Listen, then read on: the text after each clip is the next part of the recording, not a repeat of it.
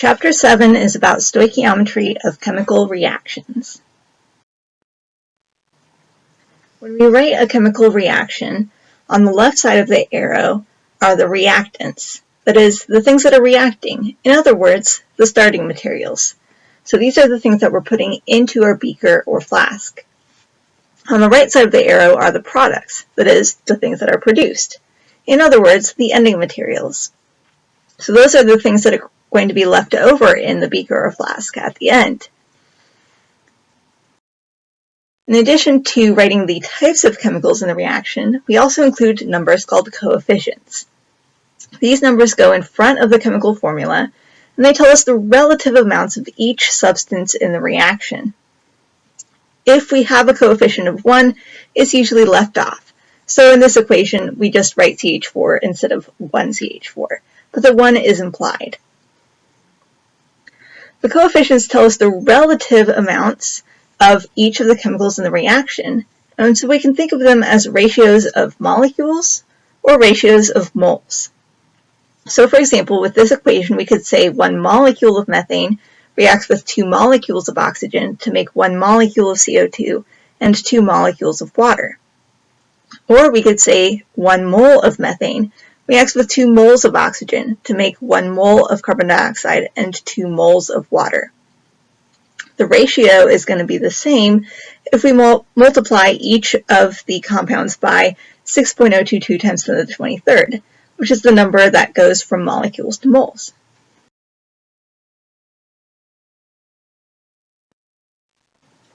The ratio of each of the chemicals in a reaction is going to be the same regardless of the actual amounts that we put into it.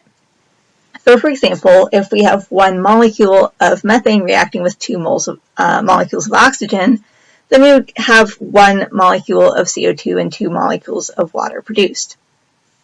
If we had 3 molecules of methane and 6 molecules of oxygen reacting together, then we would have 3 molecules of CO2 and 6 molecules of water that come out of it. The amounts are different, but the ratio is the same. It would still be a 1 to 2 to 1 to 2 ratio. When we write our chemical equations, they need to be balanced in order for the law of conservation of mass to be obeyed. Essentially, the atoms that go into the reaction need to be the exact same as the atoms that come out of the reaction. So if we wrote our equation, H2 plus O2 makes H2O, we would essentially be saying that we're putting 2 atoms of hydrogen in plus 2 atoms of oxygen in, and then coming out of the reaction, we would have 2 atoms of hydrogen and 1 atom of oxygen. So essentially, 1 atom of oxygen would be destroyed as that process goes on, and that's not possible. They're not created or destroyed, only rearranged over the course of the reaction. So to match up with what's actually happening, we need to put in coefficients into our chemical equations.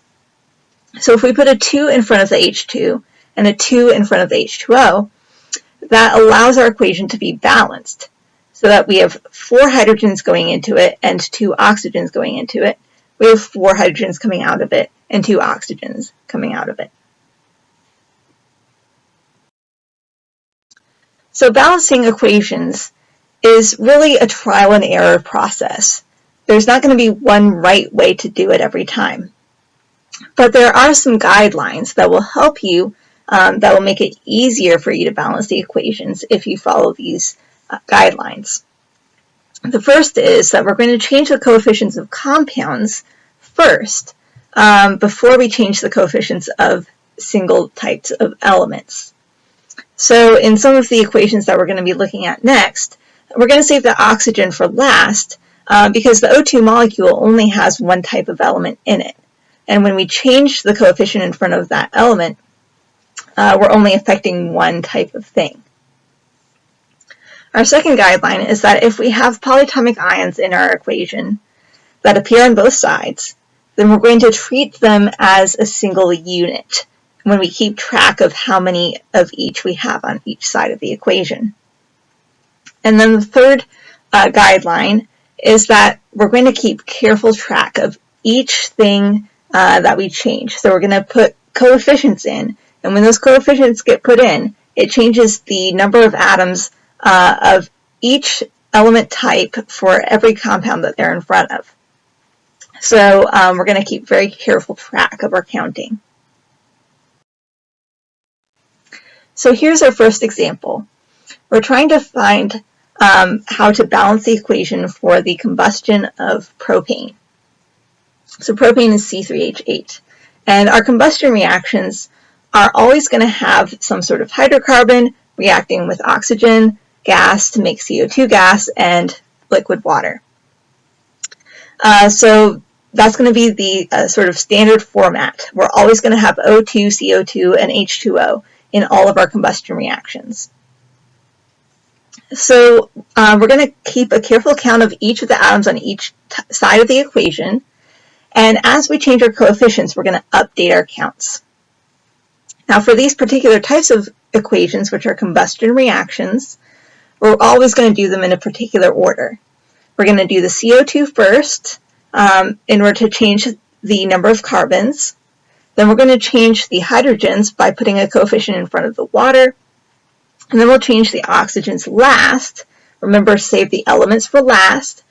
So we'll put a number in front of the O2 at the end. So first we're going to list out how many of each atom we have on each side of the equation. We have 3 carbons, 8 hydrogens, and 2 oxygens on the left. On the right side of our equation, we have 1 carbon, 2 hydrogens, and a total of 3 oxygens. 2 of them are with the CO2, and 1 of them is with the water. So pay careful attention because some of our atoms may appear in multiple of our chemical formulas. So we've listed how many we have on the left and how many we have on the right, and notice that they don't match. At the end of this balancing, they need to match so that the number of atoms we put in equals the number of atoms we get out. So we're going to start putting our coefficients in, and we'll do it for the CO2 first. So we'll change our number of carbon atoms on the right to match the carbon atoms we have on the left. Right now we have 3 carbon atoms on the left, so in order to get 3 carbon atoms on the right, we need to put a 3 in front of our CO2. And when we do that, when we put that coefficient in, it's not only changing our number of carbon atoms, it's also changing our number of oxygen atoms. So now we have 3 carbon atoms on the right, and on the right side we have 3 times 2 is 6 for the CO2, plus 1 from the water makes 7 oxygen atoms on the right side of our chemical equation. We're going to keep adding coefficients in and checking to make sure whether it's balanced or not. So our next thing that we're going to change is the hydrogens by putting a coefficient in front of the water. Right now we have 8 hydrogens on the left, so we need to get it to such that we have 8 hydrogens on the right. To do that, we're going to place a 4 in front of the H2O. So when we do that, we end up with 8 hydrogens on the right to match our 8 hydrogens on the left. But doing that also changes our number of oxygens on the right. So now we have 3 times 2 is 6 from the CO2, and then 4 times 1 is 4 from the water. And that makes a total of 10 oxygens on the right-hand side. So now our carbons match and our hydrogens match, but our oxygens don't. So the last thing we need to do is put a coefficient in front of the O2 molecule in order to make the oxygens balance. Right now we have 10 oxygens on the right, so we need to have 10 oxygens on the left. To do that, we're going to place a 5 in front of the O2 molecule. So 2 times 5 gives us 10, and that matches the 10 we have on the right-hand side. So this is our balanced chemical equation for propane. There would be an understood 1 in front of the propane, and then 5 in front of the oxygen, 3 in front of the CO2, and 4 in front of the water. Let's look at another example. We're trying to write the balanced chemical equation for the reaction of aqueous barium hydroxide and aqueous perchloric acid to make aqueous barium perchlorate and water. So we're told in words what the reaction is, but we don't have it in symbols. So you have to go back to chapter 4 and look at that naming again if you don't know how to do this. So barium hydroxide is BaOH in parentheses 2. Remember, barium's in group 2A, and hydroxide is a -1. So we need 2 of those -1s to balance out the +2 of the barium. Perchloric acid is HClO4. Perchlorate would be ClO4 with a -1, and there would be 1 + 1 hydrogen along with it.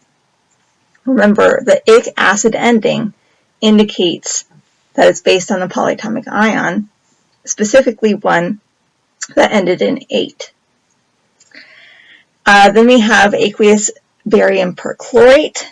So we've got the barium ion, which is a +2, perchlorate ion, which has a -1, and there are 2 of them.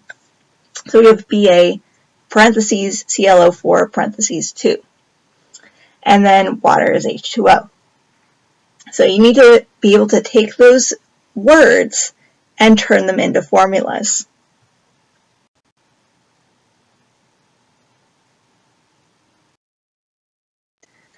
Now that we know the types of things that are in our equation, we're going to balance it.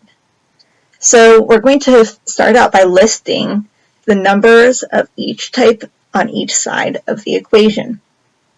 We're going to keep the perchlorates together. That's one of our guidelines, is for polyatomic ions. If they appear on both sides, we're going to keep them as a single unit. But the hydroxide, it sort of appears in the water, but not exactly the same way.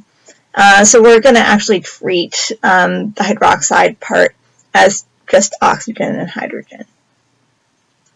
So we have bariums, we have oxygens that are not part of the perchlorate, we have hydrogens, and we have the perchlorate ion.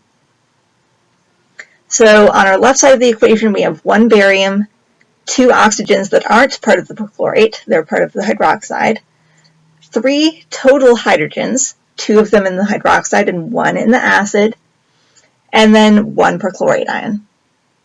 On the right side for our count, we have 1 barium, 1 oxygen that's not part of the perchlorate, in this case it's in the water molecule, 2 hydrogens, and 2 perchlorate ions. So we're going to start adding in our coefficients and update our counts.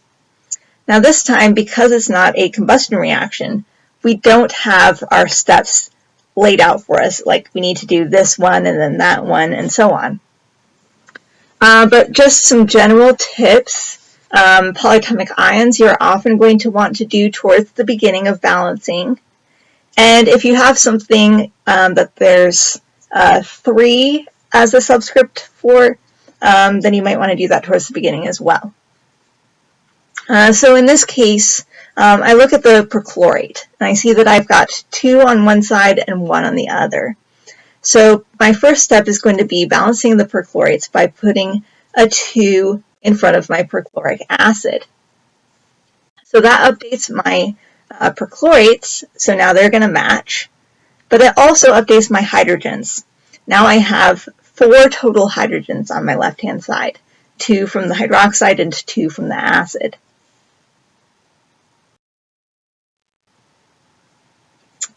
The next thing that I'm going to do is balance out everything else. So right now my barium is balanced, my oxygen is not, my hydrogen is not, but my perchlorate is.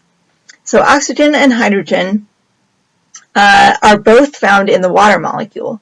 So all I have to do is put a number in front of the water to make the rest of the atoms match up. In this case, I can put a 2 in front of H2O. So that will give me a total of 2 oxygens on the right side and a total of 4 hydrogens on the right side. So now I've got 1, 2, 4, 2 on the left, 1, 2, 4, 2 on the right. So each of my atoms or polyatomic ions is balanced. So this is my balanced equation. 1 barium hydroxide reacts with 2 perchloric acids to make 1 barium perchlorate and 2 waters. Let's look at another example. We're trying to balance the equation for the combustion of butyric acid. So this is going to be another combustion reaction. We've got O2, CO2, and water as part of our equation. So we're going to still approach this in the same way. We're going to balance the carbons first by putting a number in front of the CO2. Then we'll balance the hydrogens second by putting a number in front of the water. Then we'll balance the oxygens last by putting a number in front of the O2. In this case, it's a little trickier than before because we have oxygen in 2 different types of molecules on the left side of our equation. It's part of our hydrocarbon in addition to being by itself.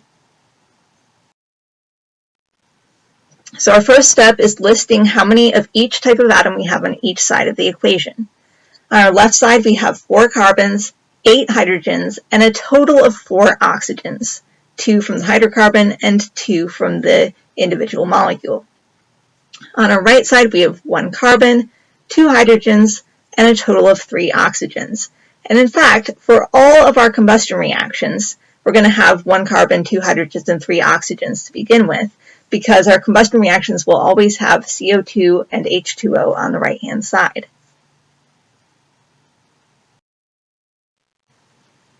So we're going to start adding in coefficients, first in front of the CO2. Since we have 4 carbons on the left, we need 4 carbons on the right to balance it out. So we're going to put a 4 in front of our CO2. That also updates our count for our oxygens. We have 4 times 2 is 8, plus 1 from the water makes 9 oxygens on the right-hand side.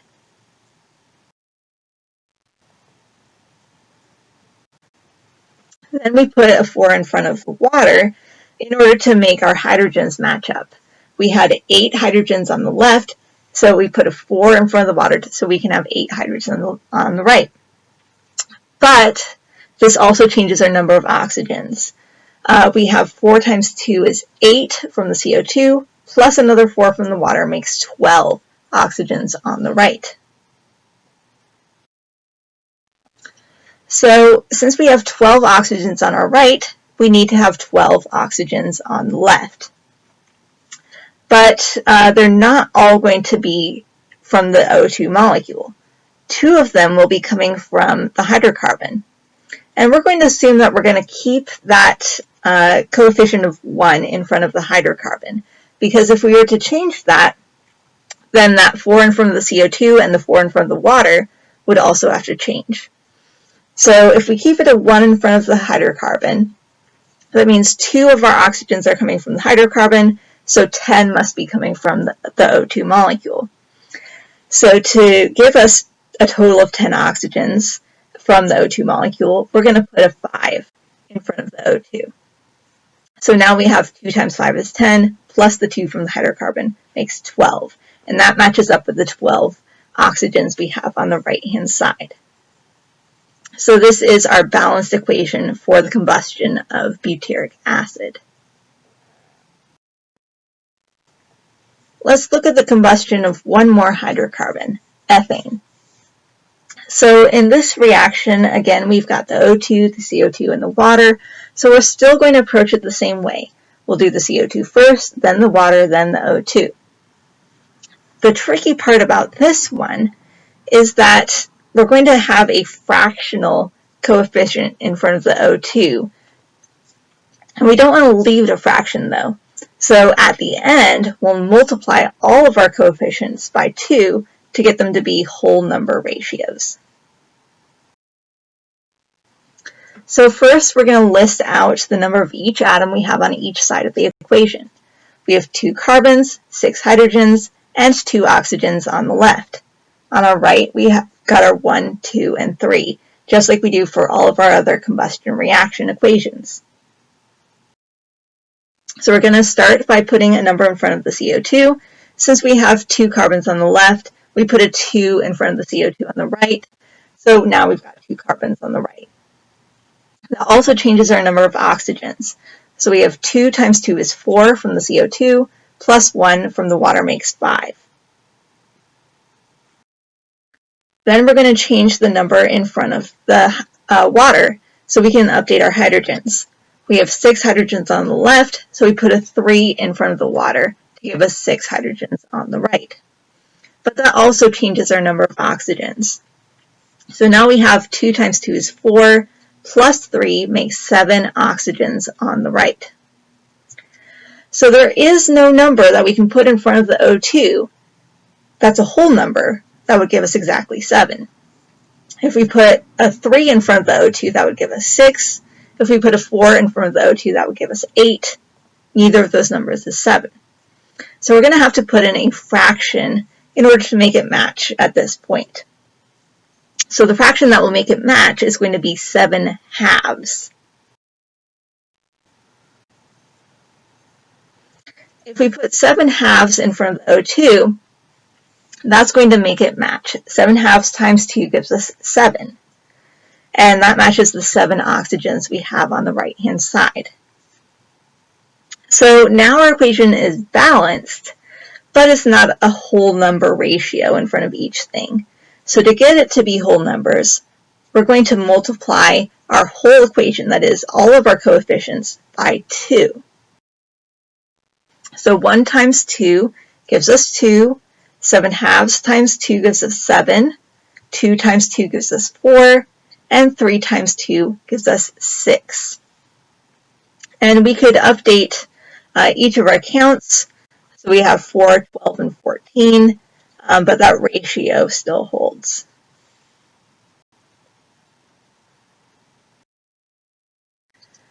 When we write our balanced chemical equations, we want to use the smallest whole number ratio possible. So let's say we were balancing our equations and we came out with a 3, a 9, and a 6. We could simplify that equation because each of those numbers is divisible by 3. So we do 3 divided by 3 gives us 1, 9 divided by 3 gives us 3, 6 divided by 3 gives us 2. So our equation could be simplified to 1 nitrogen plus 3 hydrogens makes 2 ammonias.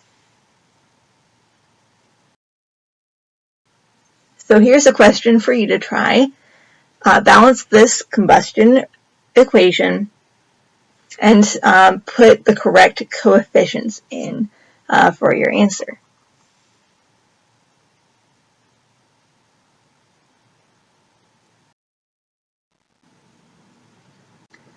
So the correct answer is C, 2, 19, 12, and 14.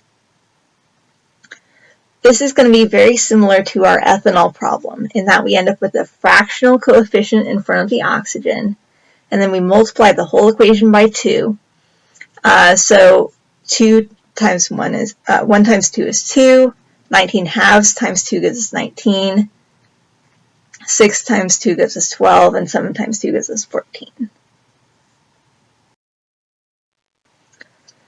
In our equations, we also have some information about the physical state of each of the reactants and products. So we can put an S for solid, L for liquid, G for gas, or AQ for aqueous, meaning dissolved in water. So for example, with the equation, 2 sodium solids react with 2 liquid waters to make 2 aqueous sodium hydroxides and 2 gaseous hydrogen gas. That actually tells us a lot of information about the things that are going into our reaction and coming out of it. We're going to be taking a solid and mixing it with a liquid, and then we get an aqueous solution where it's dissolved, and some hydrogen gas is going to be coming out of it, like from our beaker. So you can start getting a mental picture of what this would look like when you actually do it in the lab.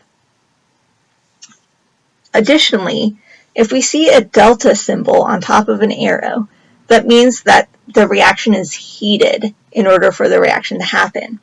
So calcium carbonate can be heated up in order to decompose it into calcium oxide and carbon dioxide.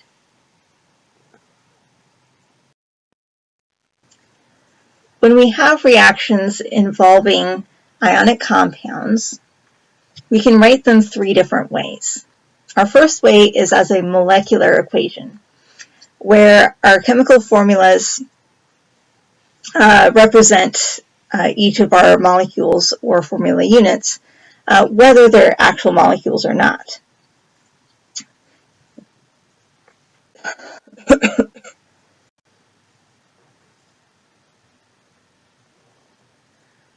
When we have equations involving ionic compounds, we can write them three different ways. Our first way is as a molecular equation, where we're treating the ionic compounds as if they were molecules, with everything stuck together.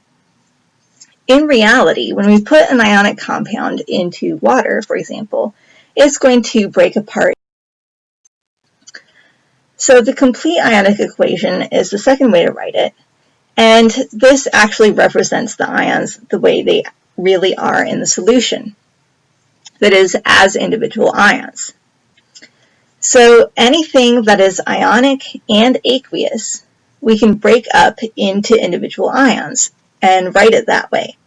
So instead of writing the CaCl2 together, we're going to write it as one calcium ion and two fluoride ions. So the calcium ion, again, is a +2 because calcium's in group 2A, and the chloride ion is a -1 because chlorine's in group 7A. And there are two of them, so we've got a subscript of 2 in our chemical formula, and that becomes a coefficient when we write it as an individual ion. Remember, subscripts indicate something is bonding together. So if we write it as CaCl2, that's telling us that the calcium and the chlorines are stuck together. Whereas on the right side, when we're writing it as individual ions, the chlorine is represented with a coefficient of 2 to tell us that we've got two chloride ions that are separate from each other. Our next aqueous substance in this reaction is silver nitrate. And it's going to break up into, we've got two silver nitrates, so it breaks up into two silver ions and two nitrate ions. The silver has a +1 and the nitrate has a -1. We know the silver has a +1 based on the fact that it's bonding to nitrate. So we've memorized the charge on the polyatomic ion having a -1, and we know that our ionic compounds are neutral overall, so the silver must be a +1 charge. Now that coefficient of 2 ends up being the coefficient of 2 in front of each of the resulting ions. For calcium nitrate, which is our final aqueous substance in this reaction, it breaks apart into one calcium ion with a +2 charge and two nitrate ions, each with a -1 charge. That subscript of 2 is telling us how many nitrates we have. It only applies to the nitrates, does not apply to how many calciums we have.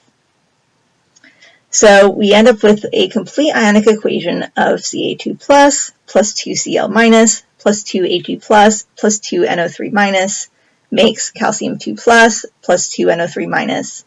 And then our last thing, the 2 silver chloride solid, we bring down as is. If it's a solid, liquid, or gas, we leave it alone. We do not break it apart into ions. I've mentioned a few of these, but here are some tips for writing your complete ionic equations. If there's a coefficient in front of the compound, it applies to all of the ions within that compound. For example, the 2 in front of the silver nitrate applies to both the silver ions and the nitrate ions that result from it. If we have a subscript in a compound, when we write it as ions, it becomes a coefficient, again to indicate that they're separate from each other, not bound together. And we're only breaking apart things that are ionic and have the AQ symbol next to them. If the compound is covalent, we're not going to break it apart. And if it has solid, liquid, or gas, we're not going to break it apart.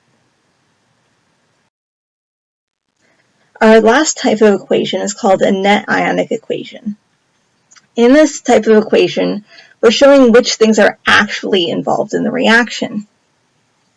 Some of the ions in a reaction are typically going to be there just to balance out charges, and they will appear on both sides of the equation. These ions would be called spectator ions. They're like the spectators at a football game. They're just there to watch, not to play the game. So the spectator ions don't participate in the reaction. we can find the spectator ions by looking for the things that appear on both sides. In this equation, we have calciums on both sides, and we have 2 nitrates on both sides. So we can cross them out. And everything that's left is going to make up the net ionic equation, the things that are actually doing the reacting. So in this case, we've got 2 chloride ions and 2 silver ions on the left, reacting together to make 2 silver chloride solids on the right. This is often going to be the case where we have some ions coming together on the left to make a solid ionic compound on the right-hand side. And those ions would be whatever is needed to make that solid ionic compound. So here are some tips for your net ionic equations.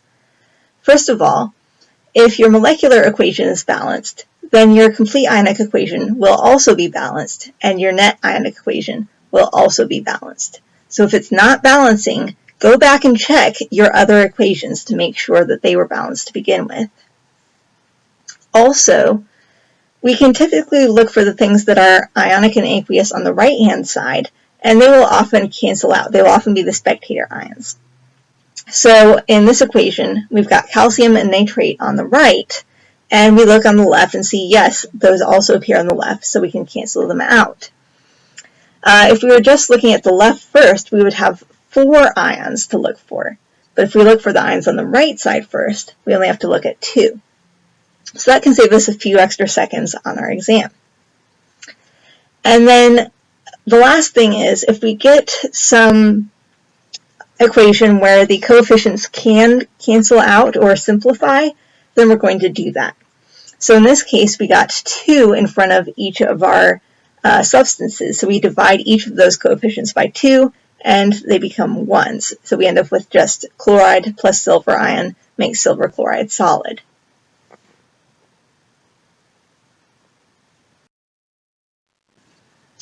Here's an example where not everything in the reaction is ionic.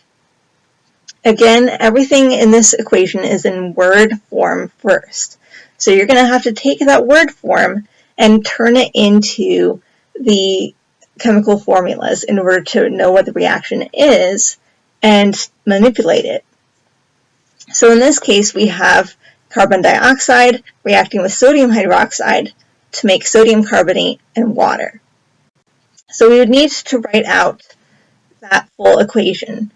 We have carbon dioxide, that's going to be CO2. Sodium hydroxide is NaOH. Sodium carbonate is Na2CO3. Remember, carbonate's a -2, so we need 2 plus 1 sodiums to go along with it.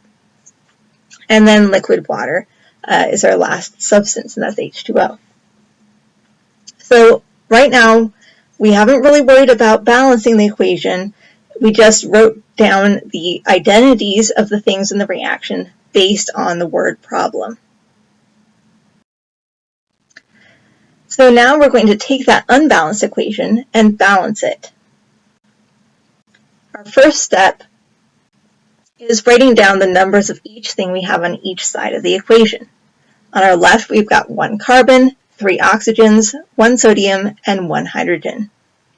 On our right, we have 1 carbon, 4 oxygens, 2 sodiums, and 2 hydrogens.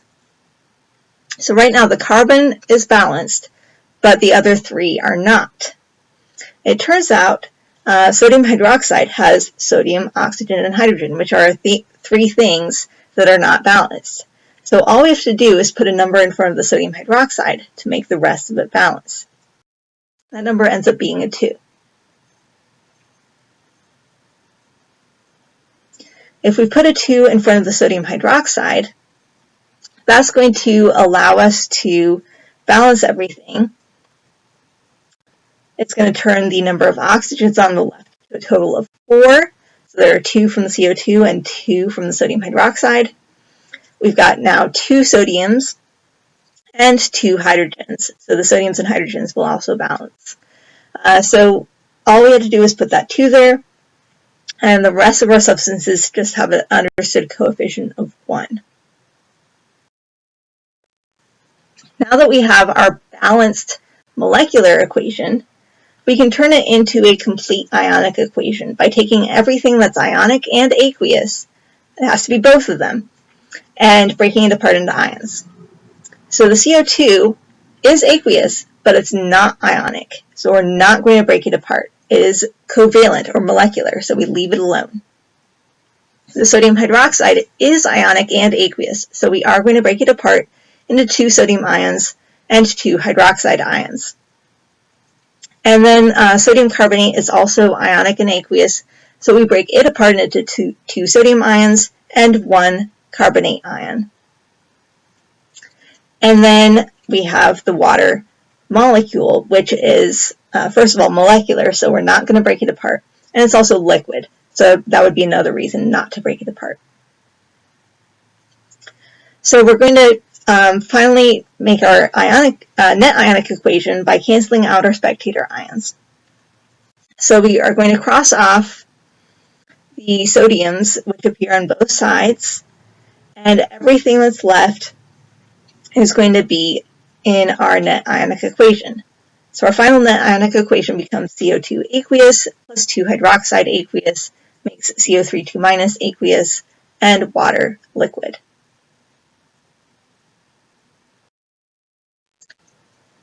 In this problem, you're going to be finding the net ionic equation for the reaction between sodium chloride and silver nitrate.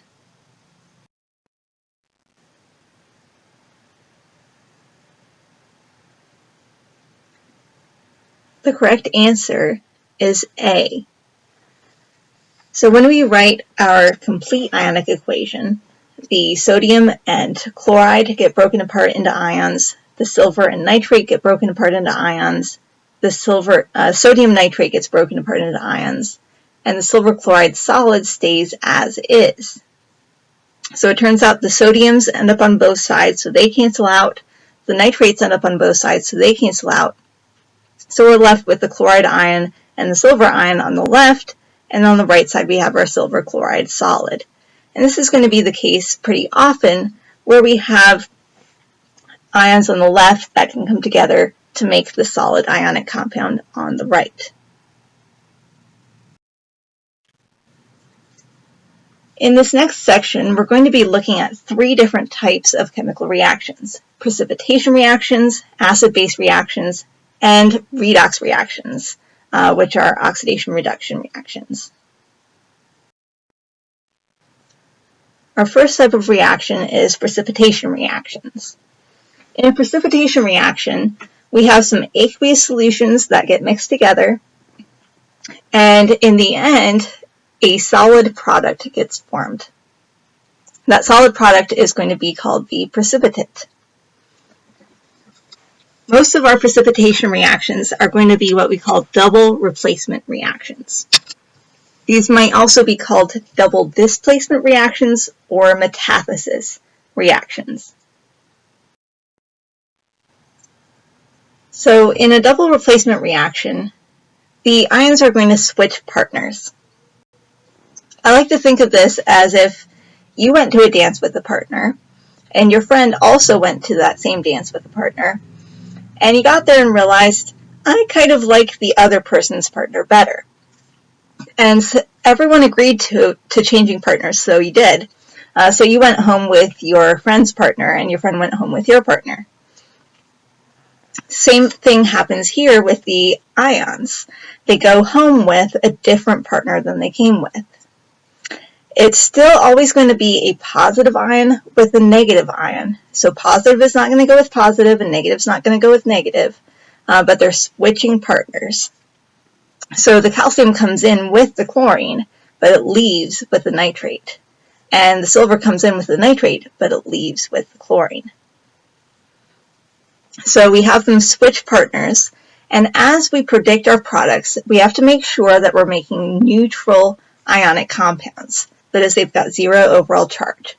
So don't worry about how many chlorines you started with or how many nitrates you started with. We can balance the equation later. What's important here is making neutral ionic compounds. So use your crisscross rule the same as you would as you're identifying the formulas of an ionic compound. So if we've got calcium ions with a +2 and nitrate ions with a -1, we crisscross them. the 2 from the calcium goes next to the nitrate, and the 1 from the nitrate goes down next to the calcium. Same crisscross rules before. So we're making sure our ionic compounds are neutral overall. Then we can worry about balancing the reaction after that. In this case, we balance it by putting a 2 in front of the silver nitrate and a 2 in front of the silver chloride. But it doesn't matter that we had 2 chlorines on the left and silver chloride only ended up with 1 chlorine in it, because we put that coefficient in that fixes the problem.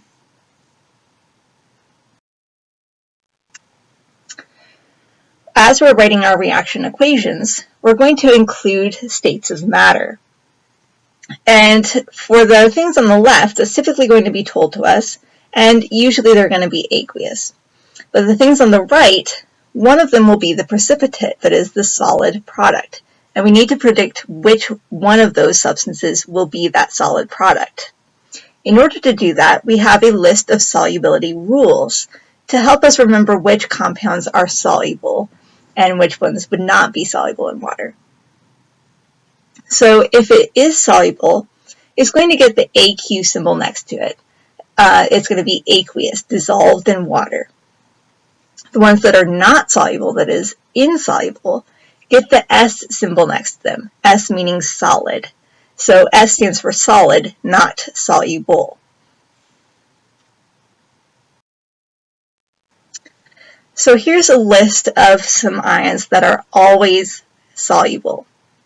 I want you to memorize this list. So the group 1 metal cations are always going to be soluble. Lithium, sodium, potassium, rubidium, and cesium, all of those in group 1A, no matter what they're with, that compound will always be soluble in water. The ammonium ion, which also happens to have a +1 charge, is also going to be soluble no matter what it's paired with. So we could have ammonium chloride or ammonium nitrate or ammonium hydroxide. It doesn't matter. If it's got ammonium in it, then it's soluble. For our negative ions that are always soluble, we have a few polyatomic ions. There's acetate, bicarbonate, nitrate, and chlorate. If it has either of those 4 polyatomic ions in it, it will be soluble no matter what it's paired with. So we could have calcium acetate or lead acetate or iron acetate. It doesn't matter. If it's got acetate in it, always soluble. The next list are ions that are generally soluble. So the halide ions, chloride, bromide, and iodide, are generally soluble, except when they are paired with the silver ion, mercury 2,2+, or the lead 2+ ion. So let's say we had sodium chloride, that's going to be soluble. Let's say we had calcium bromide, that's also going to be soluble. But if we had something like silver iodide, that would not be soluble because of that silver being one of the exceptions to that rule.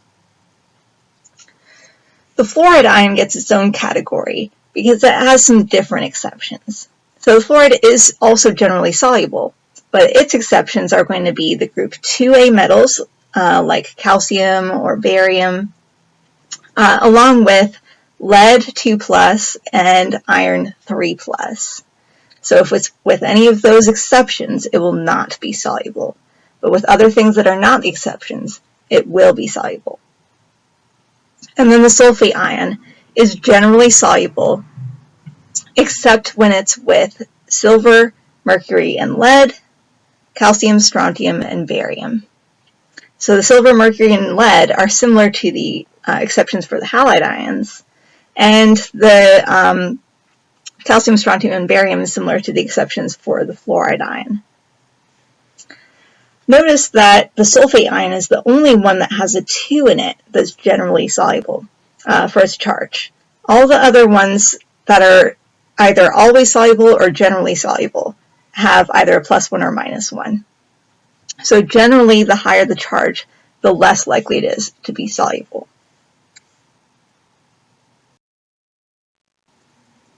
Finally, there's some compounds that are generally not soluble.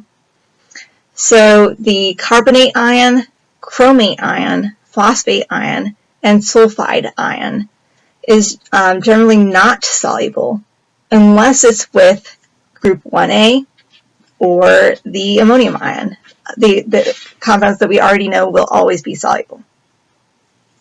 But if it's not with one of those that's always soluble, then we're going to assume that it's insoluble, that it's not soluble in water. And then for the hydroxide ion, it's usually not soluble, but if it's with one of the cations that's always soluble, or the barium 2+ ion, then it will be soluble. For the ones that are generally soluble or generally insoluble, I will provide the table for you, and you will just need to interpret it. But for the ones that are always soluble, you need to memorize those.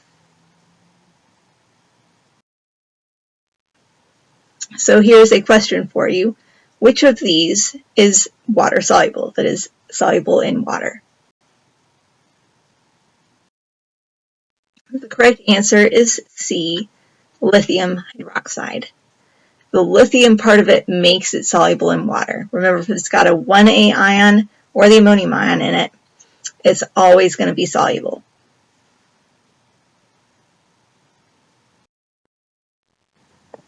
So let's look at this precipitation reaction example. We're going to predict what the products are based on the charges of the ions. So we need to know the charges of each of the ions on the left-hand side. Potassium is a +1 because it's in group 1A. Iodine is a -1 because it's in group 7A. Nitrate is a -1, which we know from memorizing our polyatomic ions. And the lead is a +2. We know it's a +2 because the nitrate's a -1, and there are 2 of them in the formula. So if we've got a -2 on the right side, that means we must have a +2 on the left side. So we're going to predict that they switch partners. This is going to be a double replacement reaction. So if they're switching partners, the potassium is going to go with the nitrate, and the lead is going to go with the iodine. So once we predict which one goes with which, and we know their charges, we can do the crisscross rule. So the +2 lead goes with the -1 iodine, so the 2 from the lead goes down next to the iodine as its subscript, so we end up with PbI2. And then with the potassium and the nitrate come together, each of those is a -1, so we end up with just KNO3. Now that we've predicted our products based on using the crisscross rule, making neutral ionic compounds, now we can balance our equation. So in this case, it turns out that we just need a 2 in front of the potassium nitrate and a 2 in front of the potassium iodide. When we put those 2's in, then we have the correct number of each thing on each side. So each side has 2 potassium ions, each side has 2 iodines, each side has 1 lead, and each side has 2 nitrates. Then we need to predict which is going to be our solid precipitate. To do that, we use our solubility rules. So with lead iodide, that's going to be insoluble. So even though halides, such as iodine, are usually soluble, lead is one of the exceptions. So the lead iodide is not soluble, and we're going to put an S next to it for solid. The potassium nitrate, on the other hand, is soluble in water. Remember, the potassium, no matter what it's with, is going to be soluble because it's an alkali metal. And the nitrate is one of our ions that's also always soluble. So the potassium nitrate, we would put an AQ next to it. That's aqueous because it is dissolved in water. So we can write our balanced molecular equation with the states of matter. Now that we have our balanced molecular equation with our states of matter, we can turn it into a complete ionic equation by taking everything that's ionic and aqueous and breaking it apart into ions. So the potassium iodide aqueous gets broken apart into 2 potassium ions and 2 iodide ions. The lead nitrate gets broken apart into lead 2+ and 2 nitrate ions, each with a -1 charge. Then on our right side, the lead iodide solid stays as is. Remember, solid, liquid, and gas we leave alone. And then lastly, our 2 potassium nitrates get broken up into 2 potassium ions and 2 nitrate ions. So we can take that complete ionic equation and turn it into a net ionic equation by crossing off our spectator ions.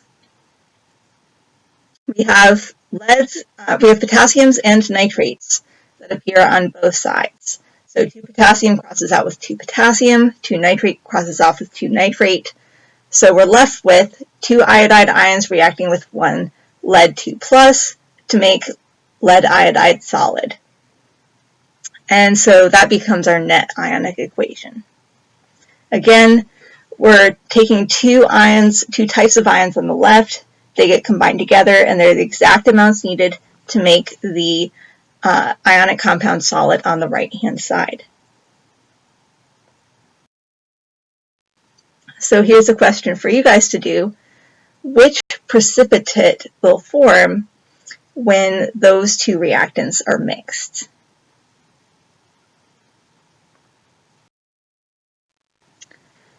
So the correct answer is going to be B, MgOH2. So again, we're predicting that they're going to switch partners. So the magnesium and the hydroxide go together, the lithium and the acetate go together. When the lithium and acetate go together, both of those things are always soluble in water. So that is not going to be our precipitate. The magnesium hydroxide, on the other hand, will be a solid because hydroxide are generally not soluble in water. And since magnesium is not one of the exceptions, it means it's not soluble in water. Now, also, we have to be careful here that we make neutral ionic compounds.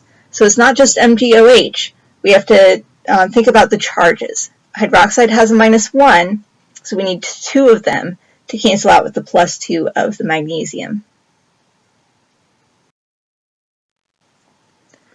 Our second type of reaction is acid-base reactions.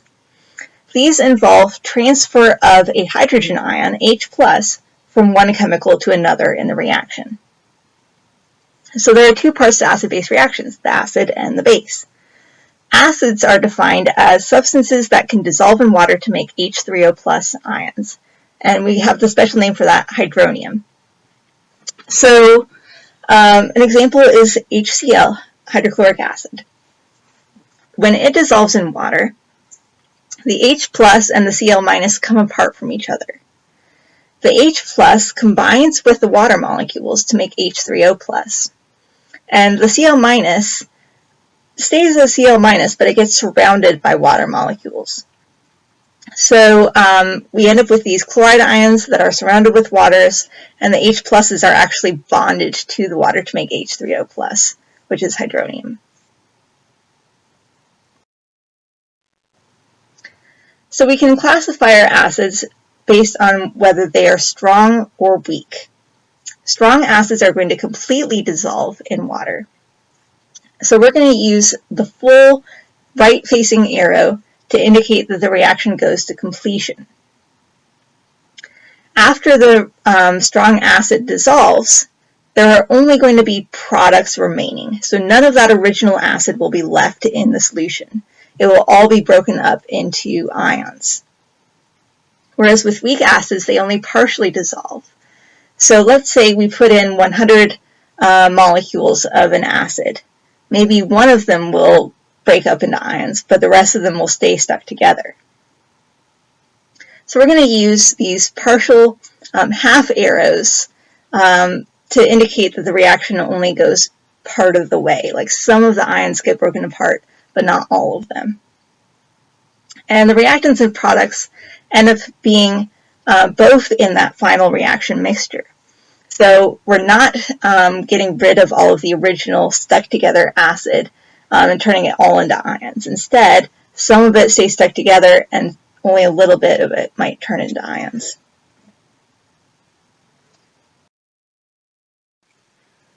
An example of a weak acid is citric acid, which is found in citrus fruits, or acetic acid, which is found in vinegar.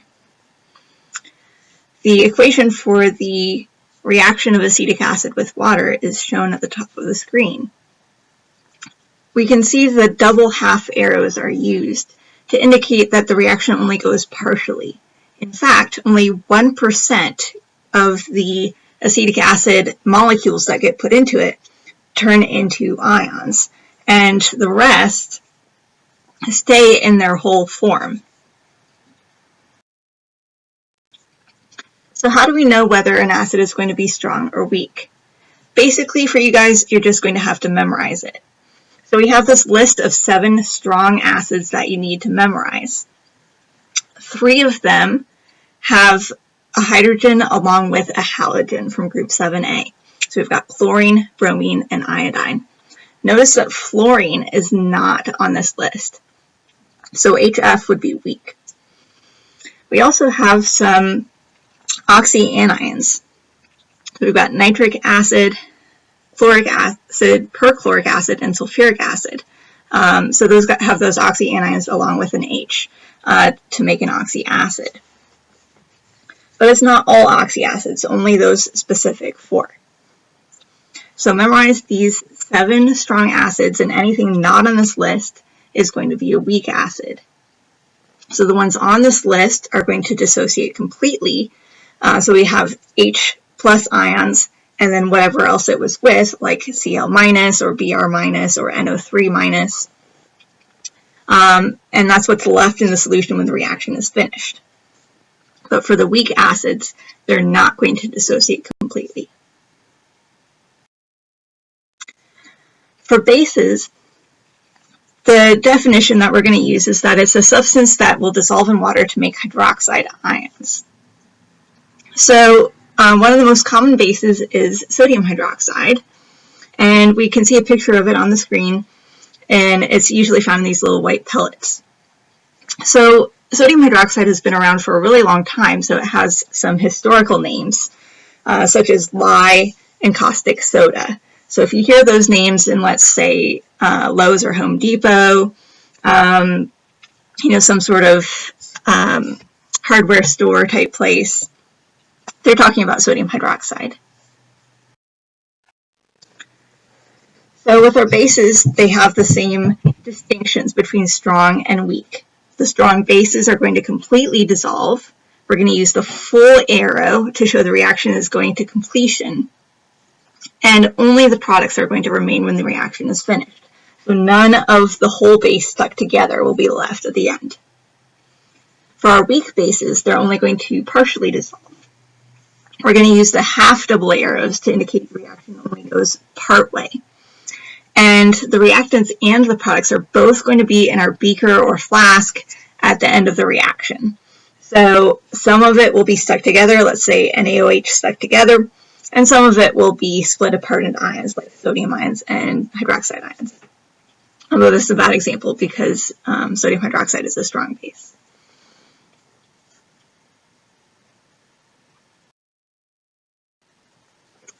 So just like with our strong acids, with our strong bases, we're just going to memorize a list of them. There are 8 strong bases that you need to memorize. 5 of these have an element from group 1A along with the hydroxide ion. The other 3 of them have an element from group 2A along with the hydroxide ion. Remember, these are going to be neutral overall. So we have 1 hydroxide with each of our 1As, which have a +1 charge. And we have 2 hydroxides, each with -1, to balance out the +2 charge of the elements from group 2A. Notice that for the 2As, it's the ones lower down on the periodic table, the heavier ones. So not the ones towards the beginning of the periodic table like magnesium, but lower down than that. So the most common weak base is the ammonia molecule, NH3. ammonia is used a variety of different ways, including making fertilizer and as a household cleaner. When an acid and a base react together, they go through what's called a neutralization reaction. It's called a neutralization reaction because the products that get produced are basically neutral. They're neither acidic nor basic. So the products that result from any acid-base reaction are going to be water and some sort of salt. When I say salt, I'm referring to any type of ionic compound, not just common table salt, sodium chloride, but any type of ionic compound where we've got a metal with a non-metal or polyatomic ions in it. So the acid and the base, the acid has an H in it and the base has an OH. So the H from the acid and the OH from the base come together, and that's what's making the water as one of our products. And then the other parts, the other ions, are coming together to make the salt. So that's going to be the anion from the acid and the cation from the base. Essentially, this is just another double replacement reaction where they're trading partners. It's just that one of the couples at the end always ends up being water, and the other couple at the end always ends up being some sort of ionic compound. So let's look at an example. When HCl reacts with magnesium hydroxide, we get water and magnesium chloride as a result. So the magnesium and the chlorine are coming together to make the salt. The H and the OH are coming together to make the water. Notice that we're not really paying attention to how many hydroxides, for example, are in the base when we're thinking about what our water molecule is going to look like. Or we're not really paying attention to how many Cl's there are in HCl when we're thinking about the formula of our salt. What's important is that our compounds at the end are electronically neutral. They have zero overall charge. So again, for our salt, we're going to use the Crisscross Rule to predict the identity of it. So if we've got the magnesium ion coming from the base, that's Mg2+, and we've got the chloride ion coming from the acid, that's Cl-, when we crisscross, the 2 from the magnesium goes down next to the chlorine, the 1 from the chlorine goes down next to the magnesium. And water is always going to be H2O. I've seen people, I really appreciate that you're doing the switching the anions and cations around, but you kind of forget that like OH2 is the same thing as H2O. So just recognize that H2O is water and always write it that way. It's not going to be like a H2O2 or anything like that.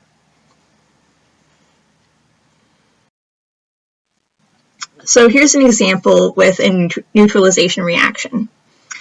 We're trying to find the balanced chemical equation when barium hydroxide is neutralized with nitric acid.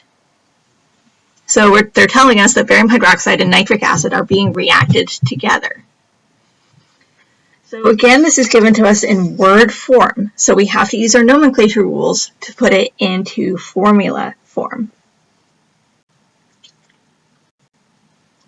So first of all, barium is Ba2+, hydroxide is OH-, so barium hydroxide, we would crisscross that, make it electronically neutral, and that is Ba parentheses OH parentheses 2.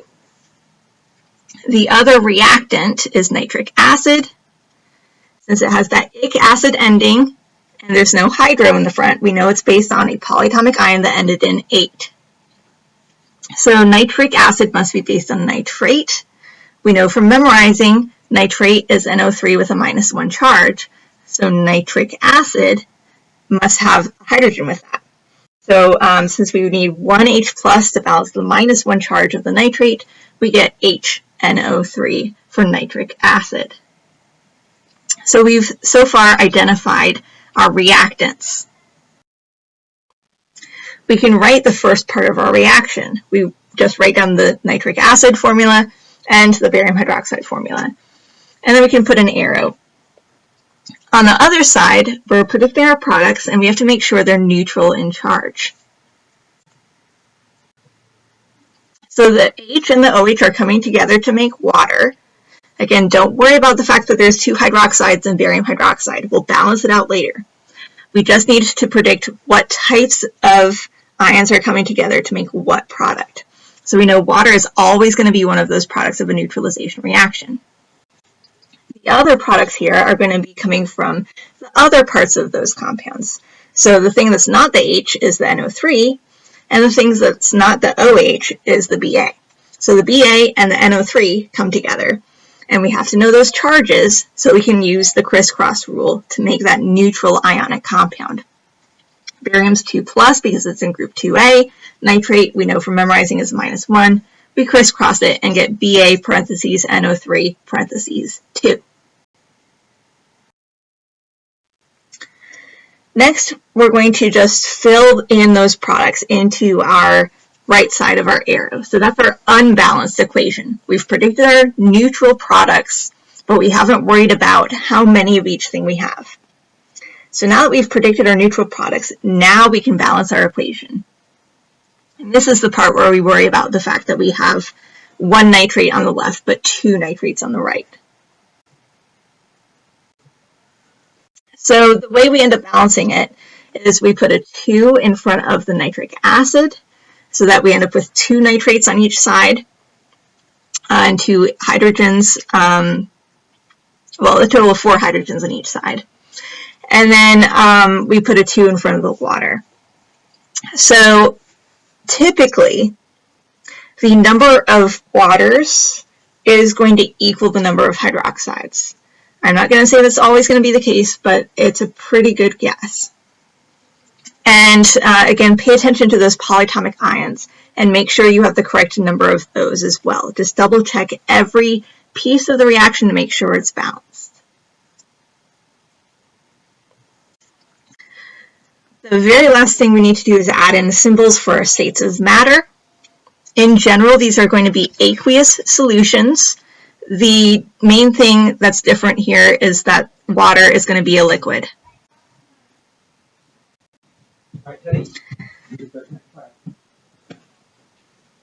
So this becomes our final balanced equation with our states of matter.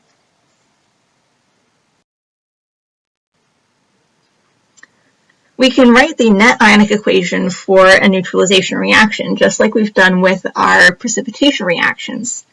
Now, a really easy rule of thumb is that if we have a strong acid reacting with a strong base, the net ionic equation for these neutralization reactions will always be H plus OH minus makes water. And that is because the water, being both a molecule and a liquid, is never going to be crossed out of our equation. So since that's on our right-hand side, the things that make it up on our left-hand side are going to be stuck there as well. So the H plus and the OH minus, which come together to make the water, are in our equation. The other ions that are there are spectator ions. They appear on both sides of the equation because the salt on the right-hand side, if our reaction is with a strong acid and a strong base, that salt on the right-hand side will be aqueous. And so those ions on the left-hand side will match up with the ions on the right-hand side and cancel out. So here's a question for you guys. Which is the correct net ionic equation for the reaction of lithium hydroxide and hydrobromic acid?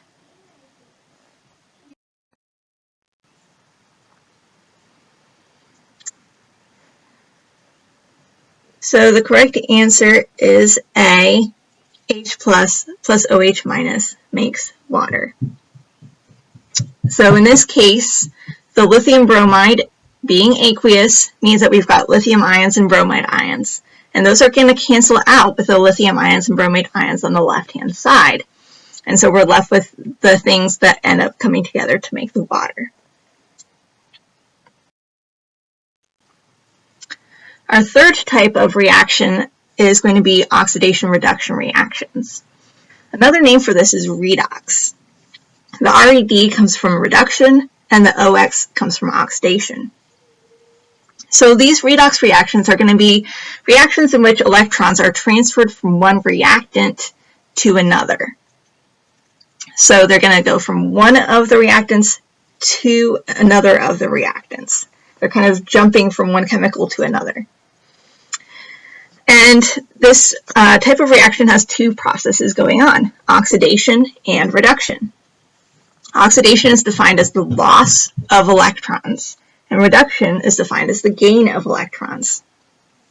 I remember these two terms by the mnemonic Leo the lion says grr. LEO, loss of electrons, is oxidation. GER, gain of electrons, is reduction. So we're specifying loss or gain of electrons. Loss of electrons is oxidation, gain of electrons is reduction. So we're going to be looking at different chemicals in our reaction and seeing whether they're gaining or losing electrons. I've heard other mnemonics as well. One of them is oil rig. OIL, oxidation is loss. RIG, reduction is gain. But I don't like that one as much because it doesn't specify loss or gain of what.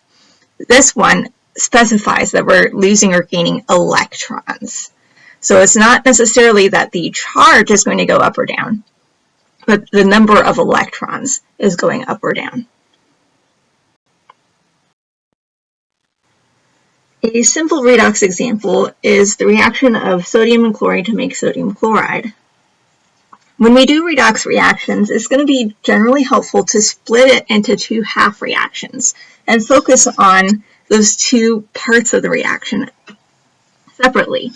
So our first half reaction is going to be focused on the sodium, and the second half reaction is going to be focused on the chlorine.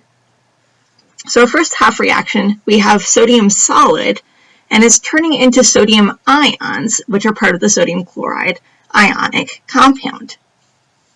So two sodium solids are going into it, and we have two sodium ions, and there are two electrons as well. Those two electrons are there to show what's happening to cause the sodium neutral solid to become an ion. It's becoming an ion because it's losing two electrons. So we want each side of our reactions to be balanced. We've got 0 overall on our left side of the reaction, and on our right side we have 2 plus 1s from the sodiums and 2 minus 1s from the electrons. So plus 2 and minus 2 makes 0 overall on the right side. So if you're not sure whether the electrons should be on the left or the right side of the arrow, pay attention and make sure that both sides of the arrow have the same charge as each other. It doesn't always have to equal 0, but they have to be the same as each other. So we can focus on whether the sodium is gaining or losing electrons as part of this half reaction. In this case, the sodium is losing 2 electrons. The 2 electrons being on the product side show that they're being lost from our initial reactant of sodium solid. Essentially, we're plucking 2 electrons away, and that's what makes it the sodium plus 1 ion. So because electrons are being lost, loss of electrons is oxidation. That's the Leo part of Leo the lion says grr. So we would say that sodium is being oxidized. The second half reaction involves the chlorine. The chlorine is gaining 2 electrons to become the 2 Cl minus ions. So the neutral chlorine gains 2 electrons. They're written on the left side of the arrow. So they're going to be essentially reactants. They're being added to the neutral chlorine atoms to make the chloride ions. So the electrons are being gained by the chlorines to make it an anion. Remember, anions have a negative charge, so the electrons being added to make it become negative. And again, those chloride ions are part of that sodium chloride ionic compound, but we're just focusing on the chlorine part of it. So because the chlorine is gaining electrons, we would say that the chlorine is reduced. Gain of electrons is reduction, GER.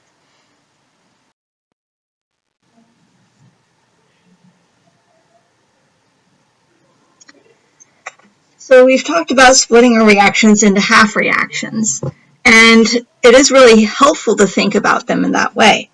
However, these half reactions are not happening by themselves. They're happening together at the same time, and they're helping each other. So the loss of the electron from the sodium helps the chlorine to be reduced. So we would call sodium the reducing agent. It's like the secret agent who's doing the spying. It's the thing that's doing the work. So the thing that's causing the reduction to happen is the sodium. It's not the thing that's being reduced, but it's helping the chlorine to be reduced. Also, the chlorine, by the fact that it's taking the electrons away from the sodium, allows the sodium to be oxidized. So we can call the chlorine the oxidizing agent. It's the thing that is causing the other thing in the reaction, the sodium, to be oxidized. So another good rule of thumb is that whatever is oxidized is the reducing agent, and whatever is reduced is the oxidizing agent. It just depends on whether we're talking about what's happening to it. So redox reactions aren't just limited to ionic compounds. We know in ionic compounds, electrons are transferred from one element to another. In covalent compounds, remember, the electrons are shared between the elements.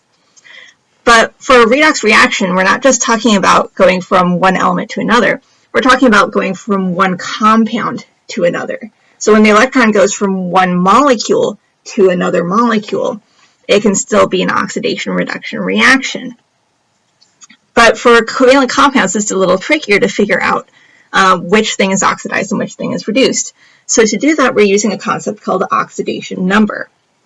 The oxidation number is the charge that the element in the compound would have if the compound were ionic. So we have a set of rules for determining the oxidation number. This set of rules is really important. You're basically going to just have to memorize this slide. So our first important rule is that the oxidation number of an atom in its elemental form, the way we find it in nature, is going to be 0. So for example, the O2 molecule or the F2 molecule or S8 or zinc solid or copper solid, those all would have an oxidation number of 0. Our second rule is that if it's an ion, the oxidation number equals the charge on the ion, specifically when it's a monatomic ion made up of a single type of element. So, for example, the calcium 2 plus ion has a +2 oxidation number, or the S2 minus ion has a -2 oxidation number.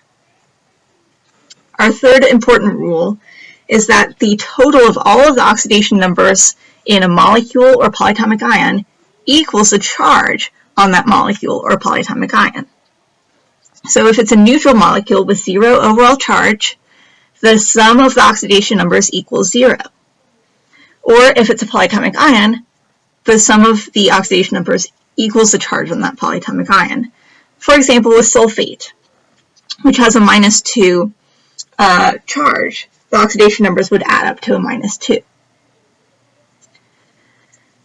Once we've thought about those three rules, we're also going to follow a list. And this list, the ordering of this list is important.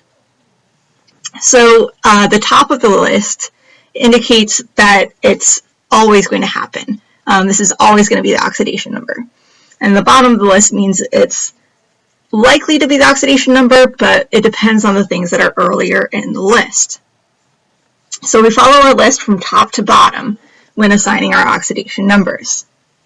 So first of all, fluorine is always going to have a -1 for its oxidation number. Remember, fluorine is the most electronegative atom, so it's always going to get the -1. Group 1A and 2A metals, depending on which column they're in, will have either a +1 or a +2. So the 1As always have +1, the 2As always have a +2. Hydrogen is usually a +1, but if it's bonded with something higher in the list, that thing that's higher in the list takes priority. So if hydrogen is bonded to fluorine, for example, we would assign fluorine's oxidation number first, and then hydrogen would get the leftovers. Remember, the total has to equal the charge on the molecule or the polyatomic ion. With oxygen, it's usually -2, but if it's bonded with something higher in the list, that thing that's higher in the list has priority. So oxygen is usually -2, but it could be different if it's bonding with something higher in the list. Basically, it would get the leftovers if it's bonding with something higher in the list. Group 7A, other than fluorine, is going to be typically -1. Fluorine is always -1, but the other 7A elements are just usually -1. And again, it depends on if it's bonding with something higher in the list or not. And then anything not on this list is assigned last, and it will absolutely get the leftovers of making the charge on the molecule or polyatomic ion come out to what it's supposed to be. So let's go through a bunch of examples finding the oxidation number in molecules.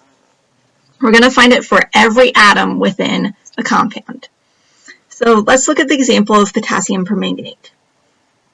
We're going to start listing the oxidation numbers that we know, starting with the top of our list and working our way downwards. So at the very top of our list is fluorine, which is not in this compound, but after that are the 1As and 2As. And you have to be careful and watch out for them because they're not explicitly listed. So you have to look at that periodic table if you're not familiar with which elements are in those two columns, and make sure that you're identifying whether something is in 1A or 2A or not. So in this compound we have potassium, which is in group 1A, so it's going to have a +1 for its oxidation number. And there's only one potassium, so its total contribution to charge is a +1. Then we have oxygen a little further down on our list, and its oxidation number typically is going to be a -2. So we give it its typical -2 oxidation number, and there are 4 of them. So 4 oxygens times the -2 oxidation number gives us a total of -8 for the contribution to charge from the oxygens. Our total contribution to charge has to equal the charge on the molecule or polyatomic ion. In this case, it has to equal 0. So essentially, we have +1 plus x minus 8 equals 0. So x, the total contribution to charge from manganese, must be a +7. And there's only one manganese, so it gets that full +7 oxidation number. Let's look at another example, sulfuric acid. So the highest thing on our list right now is hydrogen. So it gets its +1 oxidation number. There are 2 hydrogens, so 2 times +1 means our total charge coming from the hydrogens is a +2. Then the next thing on our list is oxygen. Oxygen has a typical oxidation number of -2. There are 4 of them, so 4 times -2 gives us a total of -8 coming from the oxygens. So now, again, this is a neutral compound, so our total contribution to charge has to add up to 0. So +2 plus x minus 8 equals 0. So x must be a +6. And there's only one sulfur, so it gets that full +6 oxidation number. Let's look at an example of an ion, the chlorate ion. So we have 2 things on our list. The oxygen is higher on the list than the chlorine, so it gets its typical -2 oxidation number. There are 3 of them, so 3 times -2 gives us a total of -6 coming from the oxygens. Now here's the tricky part because it's not a neutral compound, it's a polyatomic ion with a charge. So we're trying to add up to that charge of -1. So we have x minus 6 equals -1. So x must be a +5. +5 minus 6 equals -1. And since there's only one chlorine, it gets that +5 oxidation number. So we would say in this compound, chlorine has an oxidation number of +5, and oxygen has an oxidation number of -2. Notice that the chlorine does not have its typical -1 oxidation number. That is because the oxygen took priority. It is higher in the list. Let's look at another example, SO2. So oxygen is in the list, sulfur is not. So oxygen gets its typical -2. There are 2 of them, which makes a total of -4 coming from the oxygens. This is a neutral compound, so we're adding up to 0, which means we have a +4 on the other side. And there's only 1 sulfur, so that +4 gets applied to that sulfur. Let's look at sodium hydride. Again, we've got 2 things on our list. Sodium is in group 1A, and we have hydrogen. So sodium being in group 1A has higher priority. So it gets the +1. And there's only 1 of them, so it's a total of +1. We're trying to add up to 0. This is a neutral compound, so the other side must be a -1. And so hydrogen ends up with a -1 for its oxidation number. Again, that's not as typical. Typically, hydrogen would be a +1, but because it's bonding with something higher in the list, it ends up being a -1 in this case.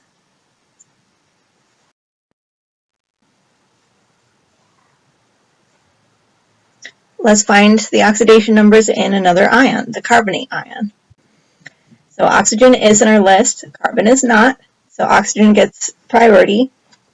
It's got a -2 for its typical oxidation number, and there are 3 of them, so 3 times -2 gives us a -6. And again, because it's an ion, we're adding up to the charge on that ion, which is a -2. So we have x minus 6 equals -2. So x must be a +4. And there's only 1 carbon, so it gets that full +4 for its oxidation. Let's look at another example, N2O5. So oxygen is on the list, nitrogen is not. So oxygen is going to get its typical -2. There are 5 of them, so 5 times -2 gives us a total of -10 on the right side. We know this is a neutral compound, so we're trying to add up to 0, which means our left side total must be a +10. But notice there are 2 nitrogens contributing to that +10 charge. So each nitrogen is going to end up being a +5. So we do our +10 divided by our subscript of 2. That gives us a +5 for the oxidation number on each nitrogen. So each nitrogen is a +5, and each oxygen is a -2 for its oxidation number. So here's a question for you.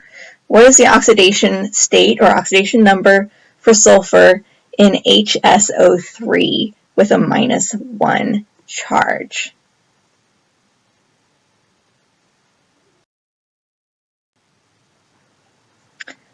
So the correct answer is D +4. So we have oxygen is a -2, and there are 3 of them. So that's -6. We've got a +1 from the hydrogen. So +1 plus x minus 6 equals -1. And x ends up being a +4.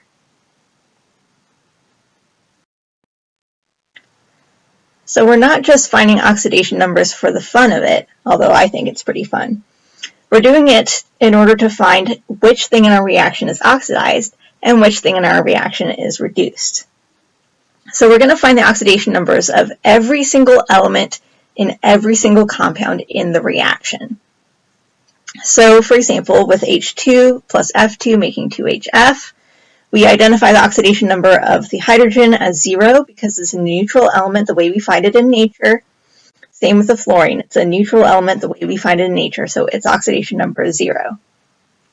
In the HF compound, though, it's going to follow our oxidation number rules from our list. So fluorine gets its typical -1 since it's the highest on our list. And there's only 1 of them. Don't worry about the fact that there's a 2 in the as the coefficient in our equation. We're just looking at each HF molecule individually.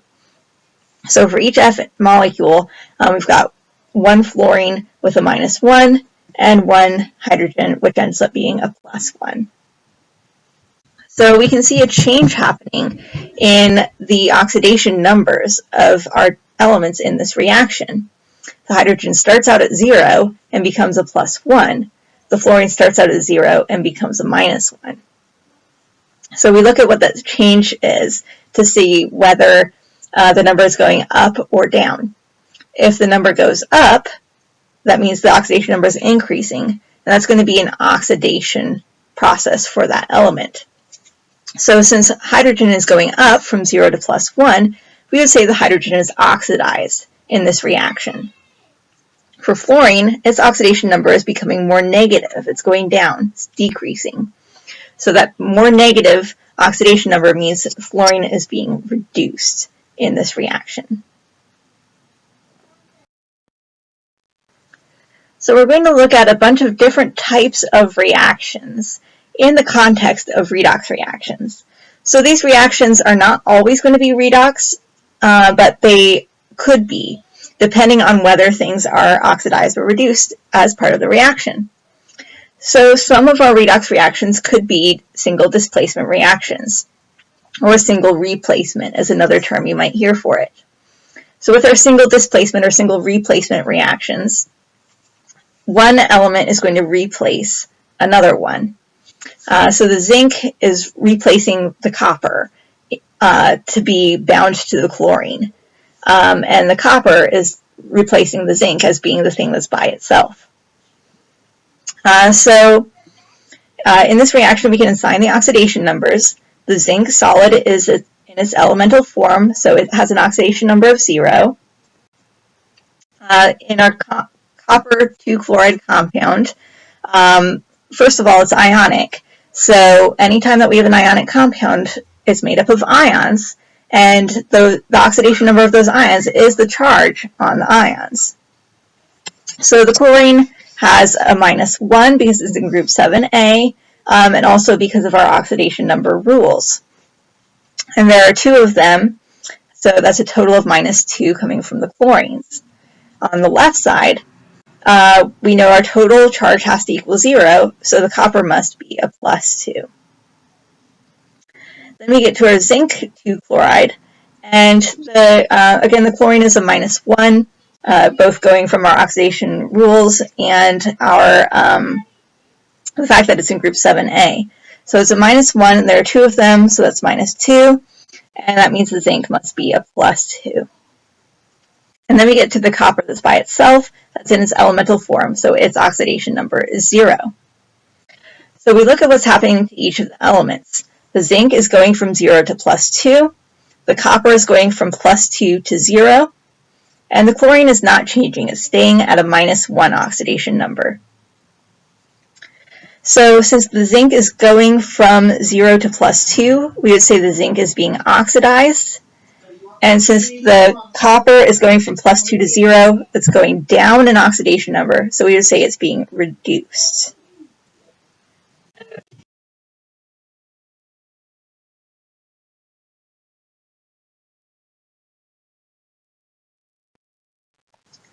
So here's a question for you. In this reaction, which is the reducing agent and which is reduced?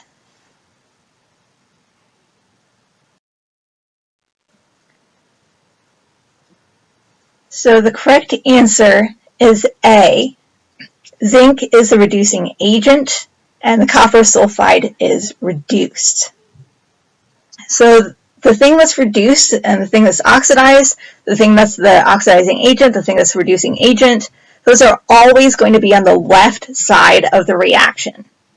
So it would never be the zinc sulfide or the copper solid in this reaction equation. So we're looking at our reactants and seeing which is the reducing agent and which is reduced. Remember, the thing that's the reducing agent is going to be the thing that's oxidized.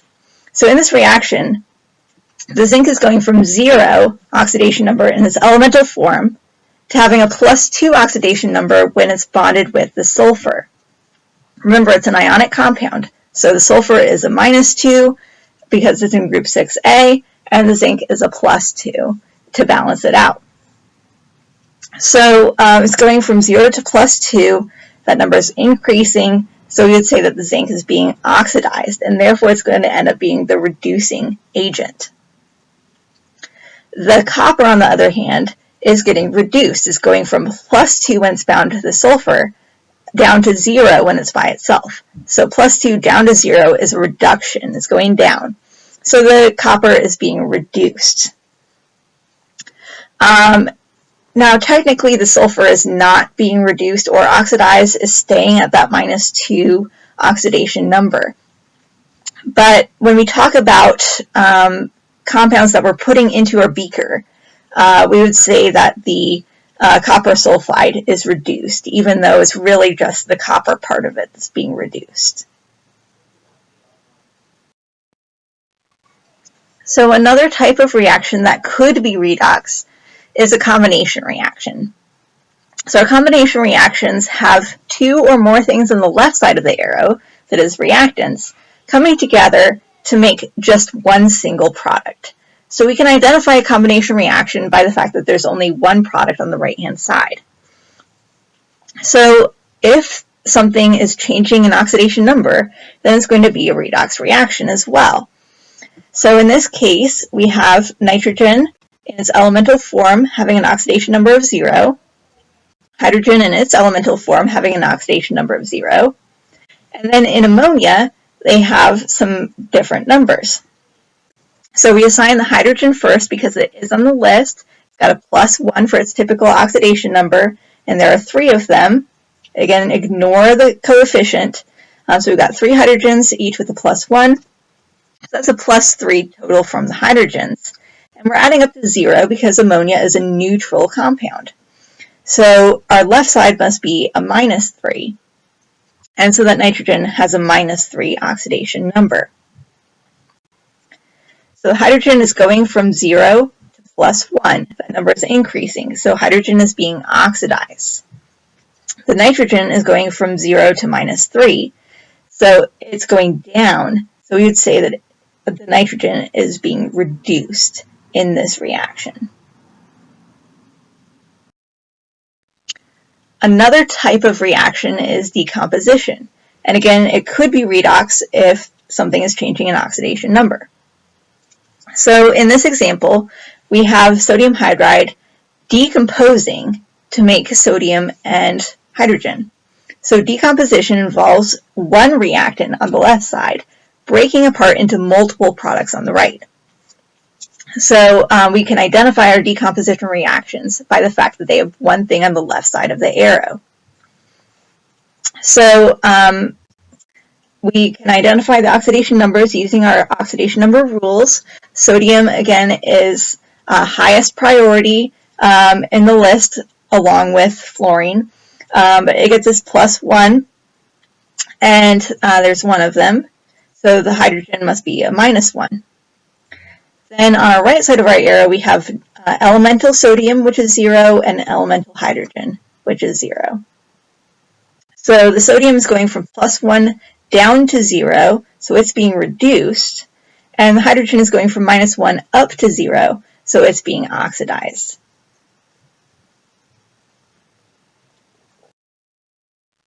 Another type of reaction is a really special type of reaction in which one type of element undergoes both oxidation and reduction.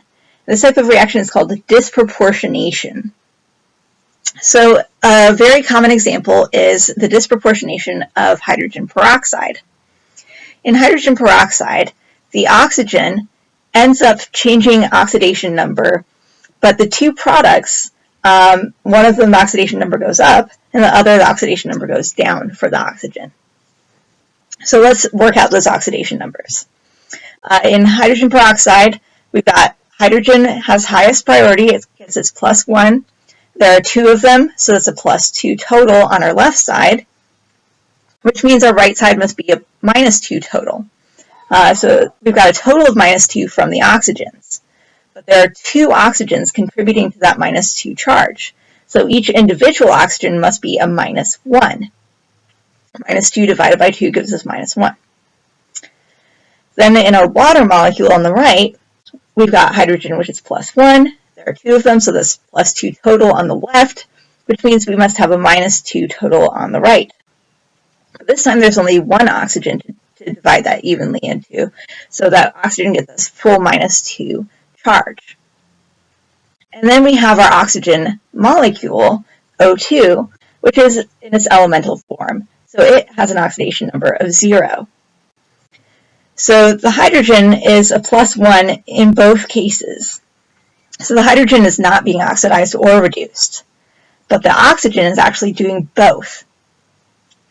And when it becomes the water molecule, it's going from -1 to -2. So it's becoming more negative, which means it's being reduced.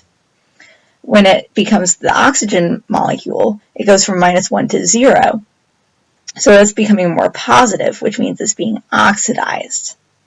So both are happening at the same time. You could sort of think of it as one of the oxygens being oxidized and the other as being reduced.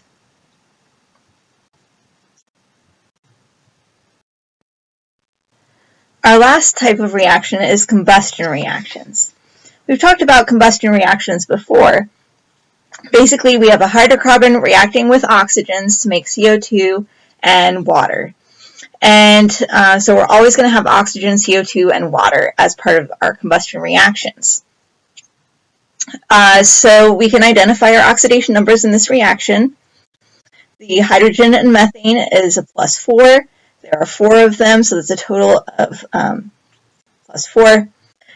Then the carbon is a -4 to balance it out and make a neutral molecule.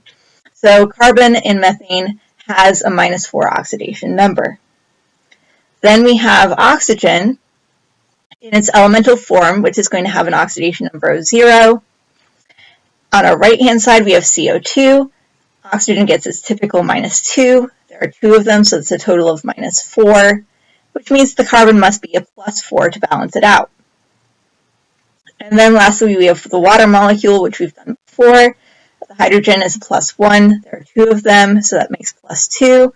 On the right side, that means the oxygen is a -2. So we look and compare the left side to the right side and see what's changing. The carbon is becoming more positive. It's going from -4 to +4. So we would say the carbon is oxidized. The oxygen, on the other hand, is going from 0 to -2. So it is being reduced. It's going down. It's becoming more negative in its oxidation number. So we've mentioned with our redox reactions, it's going to be helpful to write them as half reactions. An oxidation half-reaction and a reduction half-reaction. And this is going to be important to be able to do because we're going to need to do it to balance our redox reaction equations. So first of all, with this particular reaction, we have zinc and the copper ion reacting to make zinc ion and the copper solid. So the zinc is going from 0 in its neutral form to +2, which means it's losing 2 electrons. In order to get that +2 charge, 2 negatively charged electrons must be lost. So that step is oxidation. Loss of electrons is oxidation. Or you can look at the oxidation numbers. It's going from 0 to +2, becoming more positive. So it's oxidation step. The other half reaction is with the copper. The copper is going from a +2 to 0. So that's going to be a reduction half reaction. And so it's gaining electrons to become neutral. It's +2 and then -2 is going to make 0. So we need to write our half reaction equations. With our oxidation half reaction equation, we're going to write our identities the way they are in our original equation. We have our zinc solid on our left, and we have our zinc 2+ on the right, just like they were in our original equation. We just need to figure out where the electrons go. So in our oxidation half reaction, we're losing 2 electrons. So they go on the right side. They're being produced. Again, you can think of it as making sure that both sides of the equation charge equal each other. So we've got 0 for our zinc solid, so the right side must also equal 0. And the way it does that is by having 2 electrons to balance out the +2 of the zinc. With our reduction half reaction equation, we have copper 2+, and then it's going to gain 2 electrons to become the copper solid. So the 2 electrons are on the left side to show they're reacting with the copper 2+. They're being added to it. Again, we've got a +2 and a -2 that will add up to 0, and that will be the same as the 0 on the right side with our copper solid. So our oxidation half-reaction is always going to have our electrons on the right. Our reduction half-reaction is always going to have our electrons on the left. So you can remember it that way. But for me, it's easiest just to remember to make sure that it's neutral on both sides of the reaction, or at least that they equal each other. So we've split our reaction into half-reaction equations. Now we're going to add it back together again. As we add them back together again, anything on the left side of an arrow in our half-reaction equations gets brought down on the left side of an arrow in our overall. Anything on the right side of an arrow in our half-reaction equations gets brought down on the right side of our arrow in our overall. And if something appears on both sides, we can cross it off. So our 2 electrons, since we've got one equation where it appears on the left and one equation where it appears on the right, then we would end up with 2 electrons on each side of our arrow in the end, and they would cancel each other out. So we just bring down everything on the left side of our arrow. We've got the copper 2+ aqueous and the zinc solid on our left sides. And then on the right sides of our arrow, we've got the zinc 2+ aqueous and the copper solid, so we bring those down. And the 2 electrons just got eliminated.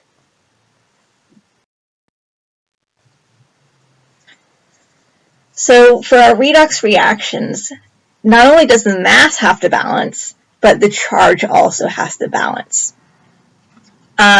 So this is, when we balance them, it's not just like what we've done before. We're going to have to balance the masses, just like we've done in the past. If we've got 1 chromium on the left, we need to have 1 chromium on the right. But we also have to make sure the charges on each side of the equation equal each other. So in this equation, we have chromium solid reacting with nickel 2+ ions to make chromium 3+ and nickel solid. When we look at this equation, the masses are balanced. We have 1 chromium going to 1 chromium. We've got 1 nickel going to 1 nickel. But the charges are not. On our left side of our equation, we have a total of +2. On our right side of our equation, we've got a total of +3. So this is not a balanced redox equation yet. So to balance our redox reactions for neutral solutions, we're going to have 3 steps. Our first step is to split the reaction into an oxidation half-reaction equation and a reduction half-reaction equation. And each of these half-reaction equations must have the masses and the charges balancing. So we're going to focus on the chromium for our oxidation half-reaction. The chromium is going from chromium solid on the left to chromium 3+ on the right. We're just writing it the same way as it was in our original equation, and then we have to put in the electrons to make it balance. So if we have a +3 with the chromium, we need 3 -1s of electrons in order to make it equal to 0 for the neutral solid on the left. So we have chromium solid going to chromium 3+ plus 3 electrons. 3 electrons are being lost from the neutral chromium to make it the chromium +3 ion. For our reduction half-reaction equation, nickel 2+ is gaining 2 electrons to become the nickel solid. So again, we're writing it the same way it is in our original equation. The nickel 2+ is on the left, the nickel solid is on the right. And we just fill in the electrons where they need to go. In this case, they go on the left to balance out the +2 on the nickel. So we have 0 overall on the left and 0 overall on the right. So we've written our reduction half-reaction equation. Now, the number of electrons lost by chromium is going to have to equal the number of electrons gained by the nickel. Remember, these reactions are not happening by themselves. They're happening together. And the loss of electrons by one enables the gain of electrons by the other, and vice versa. So that number of electrons has to be the same in both of our half reactions, and right now they're not. So to get them to be the same, we're going to have to multiply our half reactions by some values to get them to be the same as each other.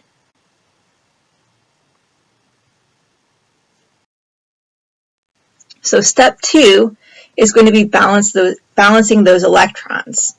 If they're not the same as each other in the half reaction equations, we're going to multiply each half reaction by the number of electrons from the other half reaction equation. So if we've got 2 electrons in our nickel equation, we're going to put a 2 as the thing we're multiplying our chromium equation by. And if we have a 3 as our number of electrons in the chromium equation, then the number that we're multiplying our nickel by is going to be 3. So when we multiply our reactions by some number, we're multiplying all of the coefficients by that number. So for our reduction half reaction, we've got 3 times 1 nickel 2 plus, and then we've got 3 times 2 electrons makes 6, and then 3 times 1 nickel solid is 3.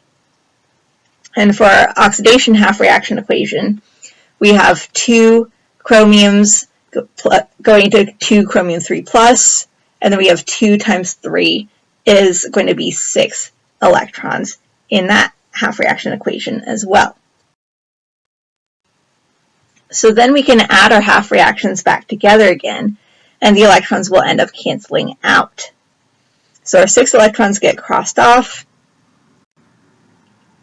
and we just bring down everything else on the correct sides of the arrows. So we have 3 nickel 2 plus and 2 chromium solids on the left, and on the right side we have 2 chromium 3 pluses and 3 nickel solids. So those go on the right side of our arrow. So here's a question for you. Balance this reaction in neutral solution using the half reaction method.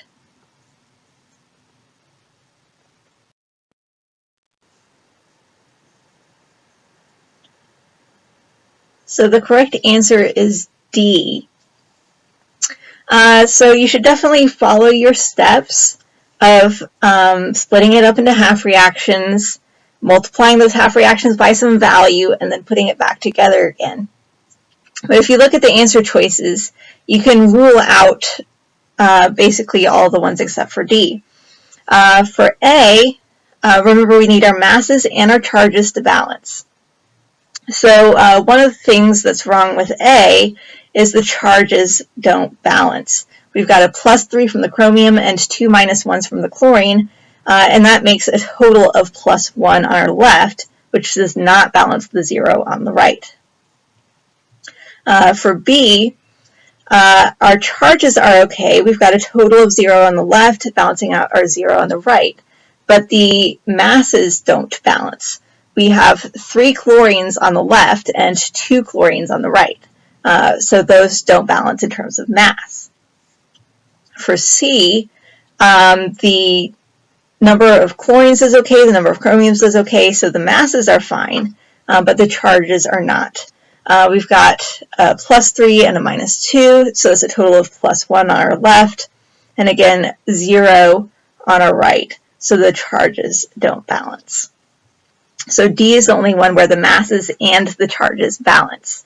We've got 2 chromiums on the left, 2 chromiums on the right, 6 chlorines on the left, 6 chlorines on the right, a total of 0 charge on the left and a total of 0 charge on the right.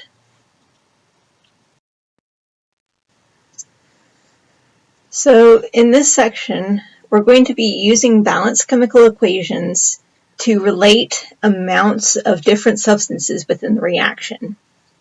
And that action of relating the amounts of substances within the reaction is called stoichiometry. So when we write a balanced chemical equation, we could write it, for example, as 2CO plus O2 makes 2CO2. And as we mentioned earlier, we could say that relates to the number of moles. So 2 moles of CO plus 1 mole of O2 makes 2 moles of CO2. But we aren't just limited to using the exact numbers that are given in the equation. I could put in 2 moles of CO, or I could put in 6.7 moles of CO. I'm not required to put in a certain amount into my beaker.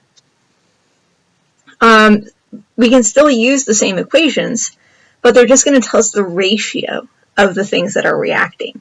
So for every 2 moles that I have, 1 mole of oxygen will be reacting along with it to make 2 moles of CO2. So we can use those coefficients as ratios to calculate the amounts of anything in the reaction. If I know the amount of CO that I'm putting into it, I can figure out how much CO2 I ought to get out of it.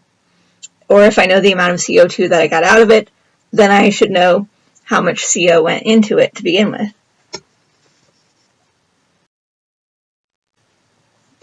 So we're going to be using a set of conversion factors, which we'll call stoichiometric factors. And in those particular conversion factors, the coefficients from the balanced chemical equation will relate the number of moles of one thing in the reaction equation to moles of another thing in that same reaction equation. So the moles of what we know are going to go on the bottom of our stoichiometric factor, since they'll end up canceling out, and the moles of what we're trying to solve for will go on the top. And we'll just fill in the coefficients next to the correct units. So let's look at an example. We're trying to find how many moles of CO2 would be produced if we're given the amount of CO that is put into it. So we've got 2 options for conversion factors that we can use. We could have a conversion factor with moles of CO2 on the top and moles of CO on the bottom, or we could have a conversion factor with moles of CO on the top and moles of CO2 on the bottom. And it's going to depend on which unit we're starting with and which unit we're trying to solve for. So we're going to start out with the number that we're given in the problem, our 3.82 moles of CO. And then we'll choose a conversion factor that has moles of CO on the bottom in order to cancel out, and then moles of CO2 will be on the top since we're trying to solve for it. And those coefficients of 2, again, are coming from our balanced chemical equation. The equation has to be balanced before we can do any sort of stoichiometry. And our balanced equation tells us for every 2 moles of CO that go into it, 2 moles of CO2 will come out. So that what ratio of 2 to 2 tells us that if we put 3.82 moles of CO into it, then we should get 3.82 moles of CO2 out of it. So you want to set it up with your units, write out the full unit. Don't just say moles, or don't just say CO, write out moles of CO. Otherwise, you're going to get confused. We'll do some things later with grams, and we could do molecules. So there's a variety of different calculations we could do. So you need those units to specify, and you also need to specify which type of molecule it is you're talking about, especially for these types of problems, because we're going to be converting between multiple different types of substances. So do write out the whole thing. Here's another example with the same equation. We're still putting in our 3.82 moles of CO. This time we're trying to find how many moles of oxygen are needed to react along with that amount of CO. So now we're not going from a reactant to a product or a product to a reactant. Instead, we're going reactant to reactant. So same side of the equation. We can still do that. We can go from anything in the equation to anything else in the equation. So again, we're going to start with our value that's known, our 3.82 moles of CO. And we've got our moles of CO on the bottom to cancel out. Moles of oxygen is what we're trying to solve for, so that goes on the top.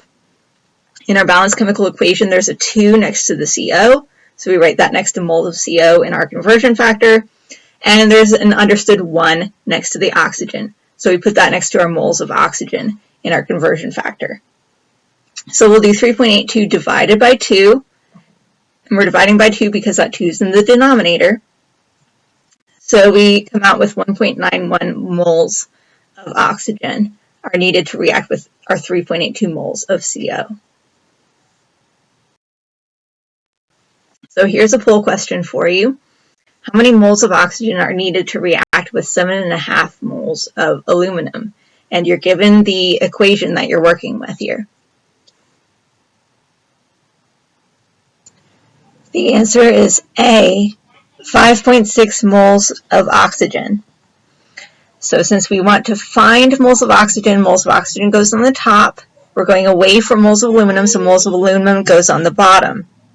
We have a 4 in our conversion factor next to the aluminum, and a 3 in the conversion factor next to the oxygen.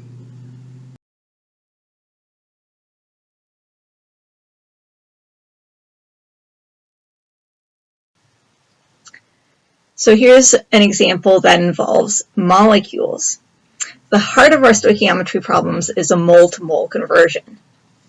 But we can also include other things into our calculations. We've done moles to molecules, we've done moles to grams, so we can include those types of things into these stoichiometry problems to make them a little more complicated and also sometimes a little more relevant to what we would actually be doing in the lab. So in this question, we're trying to find how many carbon dioxide molecules are produced when 0.750 moles of propane is combusted. So we know the moles of propane, and based on our balanced equation, we can use stoichiometry to find moles of CO2. Then once we have our moles of CO2, we can convert to molecules, which is what the problem is actually asking for. So our first conversion factor will be a stoichiometric factor, which uses our coefficients from our balanced chemical equation. And our second conversion factor will include Avogadro's number, because that's what we always use when we are converting between moles and molecules. So again, we'll start out with the number we're given in the problem, our known quantity of 0.750 moles of propane. So we're going to go from moles of propane to moles of CO2. So moles of propane goes on the bottom of our conversion factor to cancel out. Moles of CO2 will go on the top, since we're trying to find CO2. And our relationship from our balanced chemical equation is that 1 mole of propane will yield 3 moles of CO2. So after our first calculation, we come out with 2.25 moles of CO2. And that's how much will be produced, but we don't want moles, we want molecules. We're going to take our 2.25 moles of CO2, multiply by Avogadro's number, and that's going to give us 1.35 times 10 to the 24 molecules of CO2. Again, be careful with your units and your abbreviations. Do not abbreviate molecules as MOL, because that's reserved for moles. Molecules, just write out the whole word.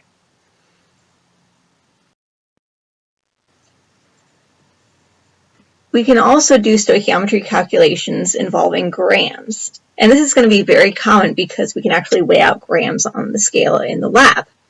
The problem is we can't do a direct gram-to-gram conversion between different substances. We can only go through moles using our stoichiometry. So we'll have to get it into moles if it's not already. Then we do a mole-to-mole conversion, and then we could go from moles to grams if we need to. So if we do need to convert between moles and grams, we'll use the molar mass. And again, that would be whether we go from grams to moles or moles to grams, but depending on which way we're going, the molar mass could be on either the top or the bottom of our conversion factor.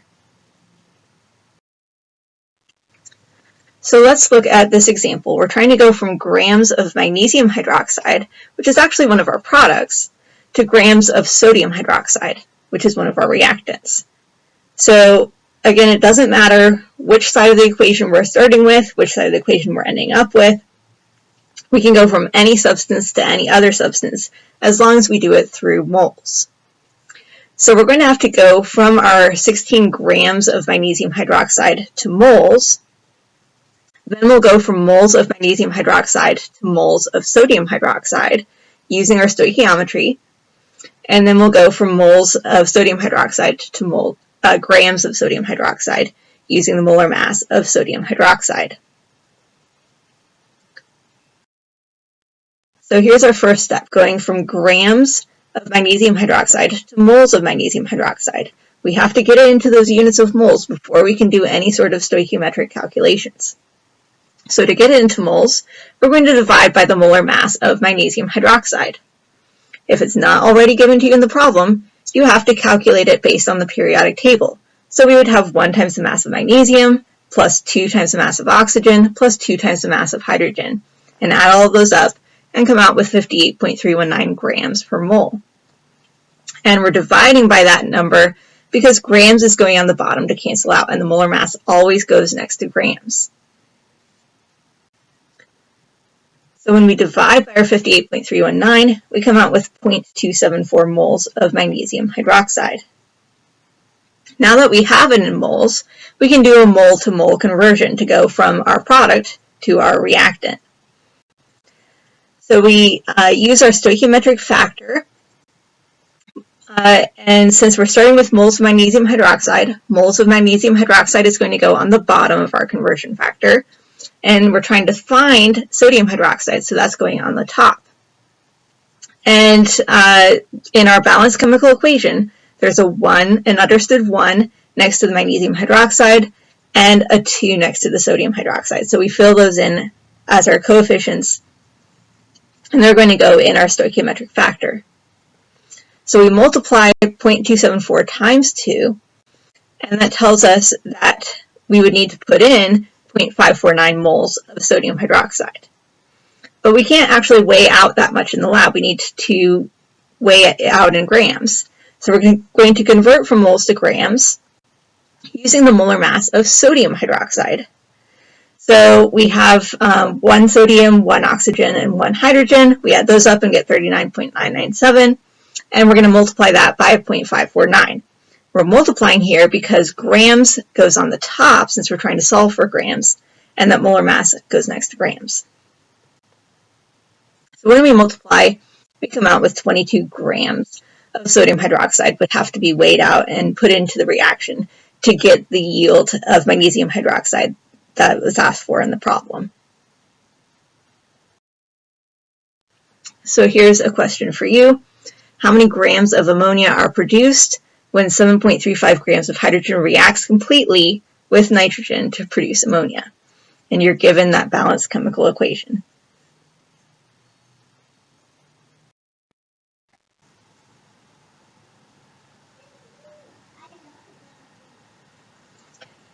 The answer is B, 41.4. So in this problem, you're going from grams of hydrogen to moles of hydrogen using the molar mass of hydrogen, then moles of hydrogen to moles of ammonia using the stoichiometric factors, which are the coefficients from the balanced chemical equation. Then you're going from moles of ammonia to grams of ammonia using the molar mass of ammonia.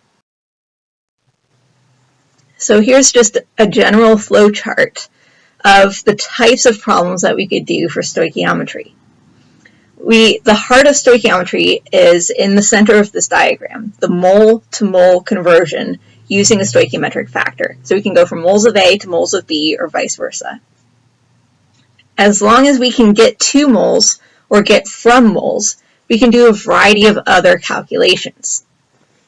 We could find number of particles like molecules or atoms using Avogadro's number to convert between moles and particles.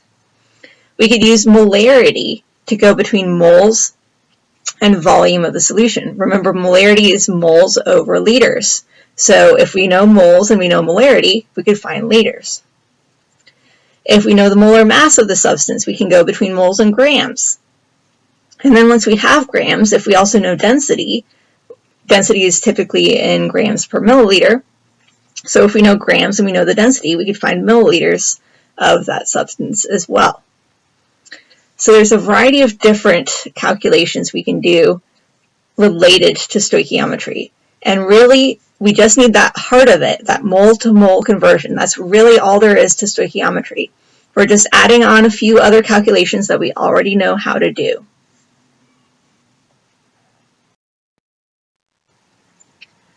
So we've talked about stoichiometry, which tells us the relationship between different parts of the chemical reaction. A chemical reaction is basically an assembly line where we take atoms and put them together in different ways that are highly defined, and we're creating some sort of substance. So you can think of it in terms of assembling a sandwich. We need 2 slices of bread and 1 slice of cheese to make our grilled cheese sandwich. Well, what we put into the reaction is going to determine how much we're able to get out. Just like when we're baking something in the kitchen or making sandwiches. So let's say we have a bag of bread that contains 28 slices. And we have a pack of cheese that contains 11 slices of cheese. Those are our raw ingredients that we're allowed to use. That doesn't necessarily mean we're going to use all of them, but that's what we have to work with in our kitchen. So what happens when we start making sandwiches, assuming we want to make as many as we can, we end up running out of cheese after making 11 sandwiches. But the bread, there's still plenty. We only used 22 of them making the 11 sandwiches. So there are still 6 slices of bread left over. So unless you plan out your reaction perfectly, there's probably going to be some substance left over of your starting materials because of this sort of assembly line thing that takes place, where we have to have the exact right amounts to build our molecules. So the substance that gets used up first in the reaction is going to be called the limiting reactant. It is going to limit the amount of product that's able to be formed. For example, with our grilled cheese sandwich analogy, the cheese was our limiting reactant. We ran out of cheese and it limited the amount of sandwiches that we were able to make. The other reactants are going to be the excess reactants. There's going to be plenty of them to go with the amount of limiting reactant that we have. So let's look at a reaction. We have H2 plus Cl2 making 2 HCl. So again, those coefficients of 1, 1, and 2 just tell us the ratio of things that are reacting. For each H2 molecule that we put into it, 1 molecule of Cl2 has to react along with it, and we end up getting 2 molecules of HCl out. So let's say we put in 6 molecules of H2 and 4 molecules of Cl2. Now, that's not actually a 1-to-1 ratio like in our balanced chemical equation. So we're going to end up with one of them being extra and the other one getting used up. In this case, because they have that 1-to-1 reaction going on, since there's less of the chlorine, it's going to end up running out first.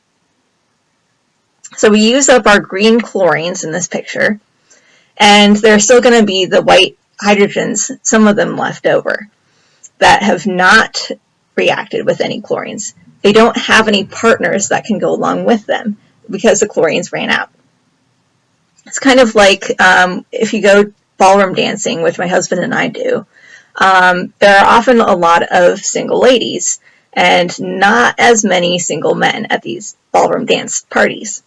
And so, the different couples pair up and, we try to share the men around.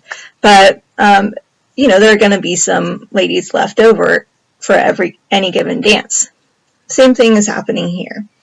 There just aren't enough chlorines to go around for the hydrogens to pair up with them.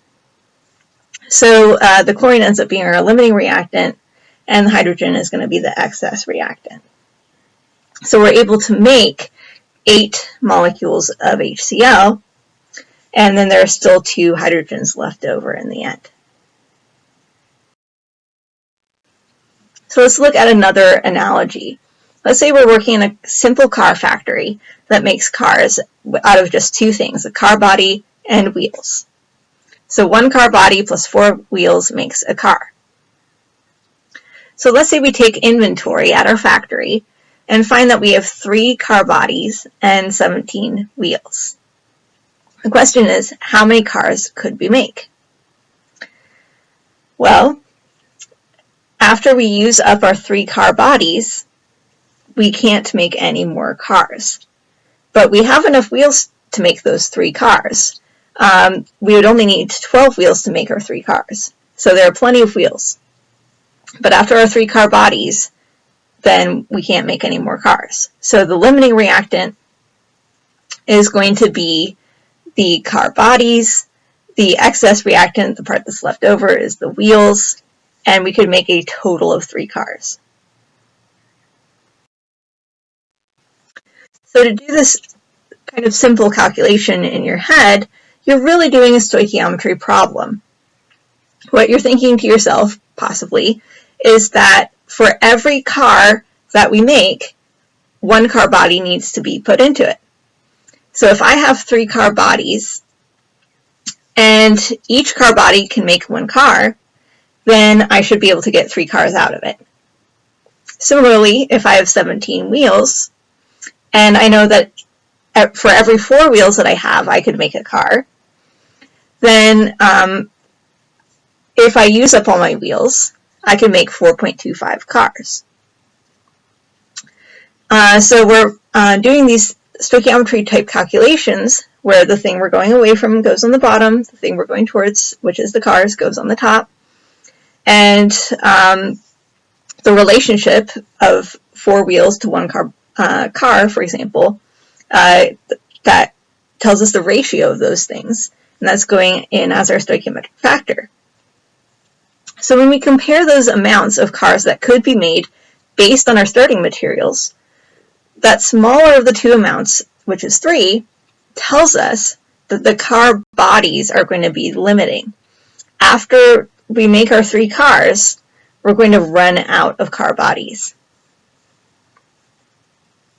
The same is going to be true for our chemical reactions. Whichever gives us the least amount of product is going to be the limiting reactant. So let's bring this back to our H2 and Cl2 problem. We have 6 moles of H2 reacting with 4 moles of Cl2. So that's what we're actually putting into our beaker. It's not telling us the ratio of how they're going to react. The ratio of how they're going to react is based on the balanced chemical equation. But what we're putting into our beaker is 6 moles of H2 and 4 moles of Cl2. So we have to basically ask ourselves 2 questions. If the hydrogen reacts, how much of our product could form? And if all of the chlorine reacts, how much of our product could form? So if all the hydrogen reacts, 6 moles of hydrogen are being put into it. We've got 2 moles of HCl being able to be produced based on each mole of H2 we put in. So 6 times 2 tells us that we could get out 12 moles of HCl if all of our hydrogen reacts. Similarly, for every mole of Cl2, we get 2 moles of HCl out of it. So again, we're putting in moles of Cl2 in the bottom to try and cancel that out. Moles of HCl goes in the top since we're trying to solve for how much HCl could form. And we fill those in with our coefficients. We've got a 1 in our equation next to the Cl2 and a 2 next to the HCl. So we do 4 times 2, and that gives us 8 moles of HCl that could form if all of the Cl2 reacts.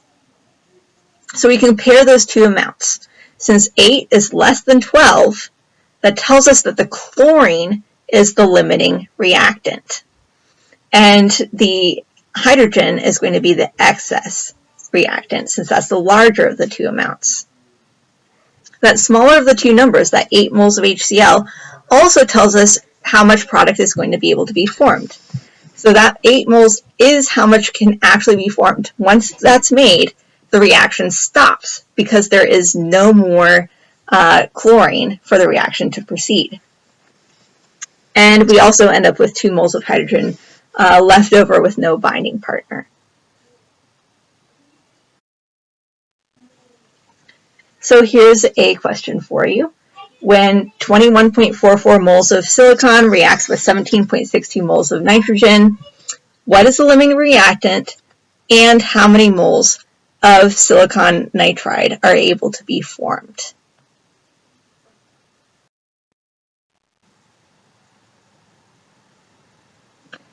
The correct answer is A. Silicon is the limiting reactant and 7.147 moles of silicon nitride are formed. So we're going to take each of our starting amounts and turn it into moles of our product. So we'll first do our 21.44 moles of silicon and change moles of silicon into moles of our product, silicon nitride, using our coefficients from our chemical equation. We have a 3 next to silicon and a 1 next to silicon nitride. And then we're going to do the same type of calculation with the nitrogen. So we'll take our 7.62 moles of nitrogen, convert it into moles of silicon nitride using our coefficients. So we have a 2 next to our nitrogen and again a 1 next to our silicon nitride. And then we compare the amounts of product that can form based on our 2 starting materials. Whichever gave us the least amount of product is the limiting reactant. So it turns out our limiting reactant is going to be the silicon because it gave us the least amount of product, that is 7.147 moles of silicon nitride. And that smaller amount is the amount that's able to be formed. When we're trying to figure out which product we're going to compare, it actually doesn't matter. We can compare amounts of any of the products as long as we're consistent. So we could go from moles of A to moles of C and moles of B to moles of C and compare the amounts of C. Or we could go from moles of A to moles of D, moles of B to moles of D, and compare the amount of moles of D. And again, whichever is the lowest, that is going to be the thing that caused the lowest amount is going to be the limiting reactant, and that lowest amount is the amount of moles that will actually form. But if the question has multiple parts, we might want to use a particular product to save ourselves some work. So if it's going to ask us how many grams of C are formed or how many moles of C are formed, we should probably use C as our comparison thing. So when we compare the amount that forms, we can pick either of the products. We can also compare either in moles or grams. So we could go moles of A to moles of C and moles of B to moles of C and compare moles of C. Or we could do moles of A to moles of C to grams of C, moles of B to moles of C to grams of C, and compare grams of C. So why would we want to do an extra step and go to grams? Again, it's going to be based on the question that's being asked in the problem. If there's a second part to the question that asks us how many grams of C are formed, we probably would want to choose grams for our comparison instead of moles. But really, you can do either. So this question is asking you, which is the limiting reactant and how much of ammonia is going to be formed when 5.65 grams of nitrogen reacts with 1.15 grams of hydrogen. Again, remember, you can't go from grams to grams directly. You'll have to go through moles. And you're going to have to do it for both of the reactants and find out how much product can form.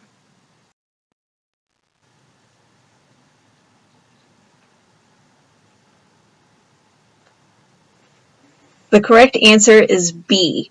Hydrogen is the limiting reactant, and 6.48 grams of ammonia are able to be produced. So for this problem, we're going to compare the amount of product that's able to be formed, but to do that, we have to get away from grams and get into moles so that we can do a stoichiometric conversion.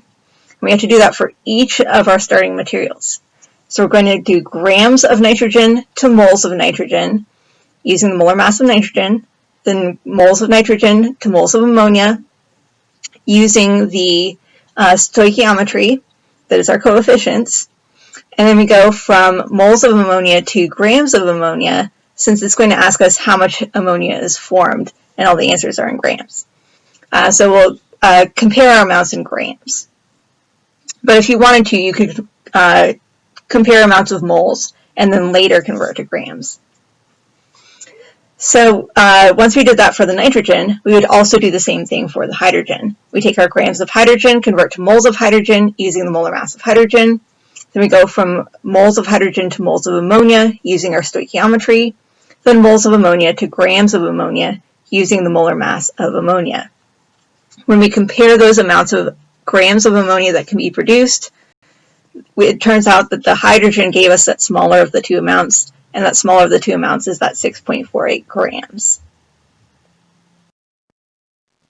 So let's go back to our analogy of the car factory. We started with 17 wheels. We used 12 of them in making our 3 cars, which meant that we had 5 wheels left over. So to find that we had 12 used up, that's really a stoichiometry problem. So 3 car bodies got used, and we know that for each car body that got used, 4 wheels had to go along with it to make a car. And so 3 car bodies used times 4 wheels used gave us 12 wheels used in making our 3 cars. We can do the same type of calculation with our chemicals. It's going to be based on the limiting reactant. In this case, our limiting reactant is the car bodies that got used. Because once those ran out, we couldn't make any more cars. So we take that limiting reactant and then use a stoichiometric factor that relates the amount of that limiting reactant to the amount of the excess reactant. In this case, our excess reactant is wheels. And so we can convert from the limiting reactant to the amount of excess reactant that gets used. And once we have that amount, we subtract from the amount that we started with to get the amount that's left over in the end.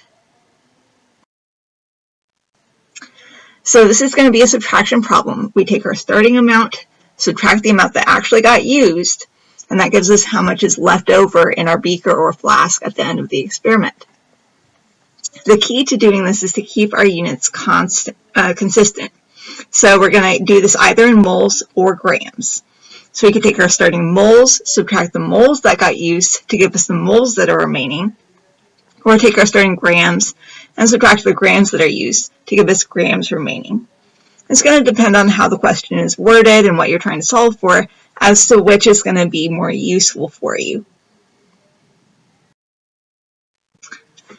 So the starting amount will be given in the problem. It's the finding the amount used that's the tricky part of this type of calculation.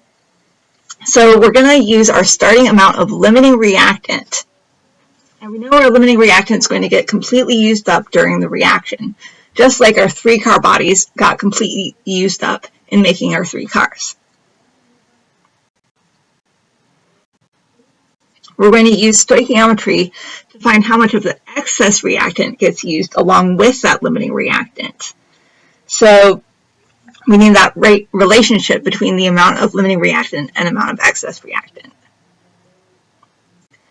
So if we're trying to deal with grams, here's our strategy. We take our grams of our limiting reactant that we're starting with and convert it into moles. Remember, we can't do stoichiometry directly from grams. We have to do a mole-to-mole conversion.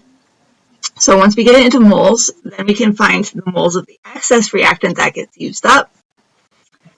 And then we can go from moles of excess reactant to grams of excess reactant using the molar mass of the excess reactant. So here's an example problem.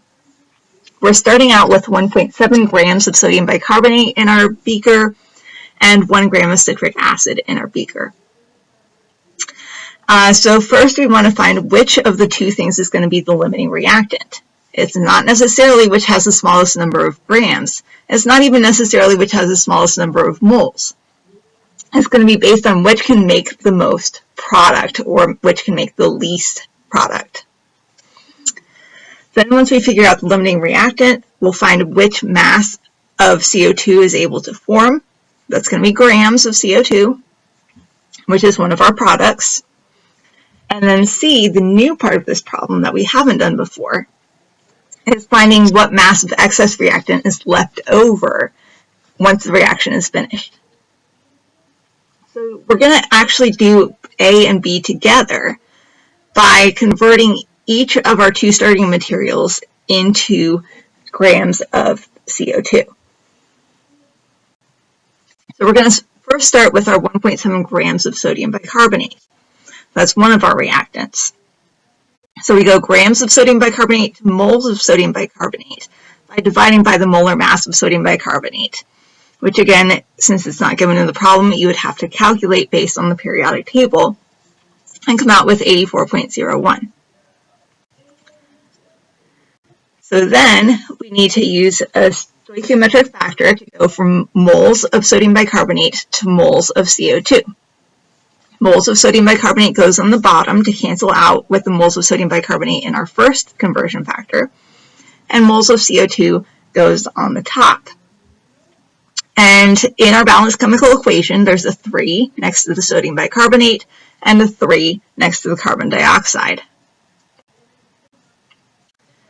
And then our last conversion factor for this part is going from moles of CO2 to grams of CO2 using the molar mass of CO2. Moles of CO2 goes on the bottom to cancel out with the moles of CO2 in our second conversion factor, and grams of CO2 goes on the top since that's what we're trying to solve for. This is getting the mass of one of our products, the CO2. And we're specifically choosing CO2 because it will help us answer part B. But we could have chosen the water or the sodium citrate. So here we're multiplying by 44.01. Again, that molar mass always goes next to grams. So in this case, because grams is on the top, that molar mass also goes on the top. So we do 1.700 divided by 84.01 times 3 divided by 3 times 44.01. And that gives us 0.89057 grams of CO2. So that's how much CO2 could be produced if all of our sodium bicarbonate gets used up. But we don't know if it can get used up. Maybe there's like just a teeny tiny bit of the thing that's reacting with, and it wouldn't all get used up. So we have to do a calculation with our other reactant, which is the citric acid. We're doing the same type of calculation, grams to moles to moles to grams, in order to find how much product could form based on the citric acid. So we take our 1 gram of citric acid that we're starting with, convert it to moles using its molar mass, which is 192.12. And again, that's going on the bottom because our grams of citric acid needs to go on the bottom to cancel out with the grams of citric acid that we're starting with. And the molar mass always goes next to grams. Then we're going to go from moles of citric acid to moles of CO2, our product. And there's a 1 in our balanced chemical equation next to the citric acid and a 3 next to the CO2. And then lastly, we convert from moles to grams using the molar mass of CO2. And again, that's going to go on the top. So we do 1 divided by 192.12 times 3 times 44.01. And that gives us 0.68723 grams of CO2 could form if all of our citric acid gets used. So we want to compare those two amounts. And whichever is the smallest amount, that tells us that the reactant that caused that smaller amount to form is the limiting reactant. So our limiting reactant in this case is going to be the citric acid because it produced the least amount of CO2. And that smaller of the two amounts, the 0.68723 grams of CO2, is the amount that can actually form. So we've answered A, the citric acid is the limiting reactant, and we've answered B, the mass that forms is 0.68723 grams of CO2. So now we can answer C, what mass of excess reactant is left over when the reaction is complete. So not all of our 1.7 grams of sodium bicarbonate is going to do a reaction. Some of it is just going to be sitting there in the beaker when we're done because it ran out of its binding partner, the citric acid. So we're doing this calculation in grams. We're going to take our starting grams, subtract the grams that got used, and that gives us the grams that are left over in the end. So our grams that got used is the tricky part here. It's going to be based on the stoichiometry with the limiting reactant. So remember, our limiting reactant in this case was the citric acid. So we take our grams of citric acid and convert them into moles so that we can do a stoichiometry problem. So we're dividing by our 192.12 to get our citric acid into moles.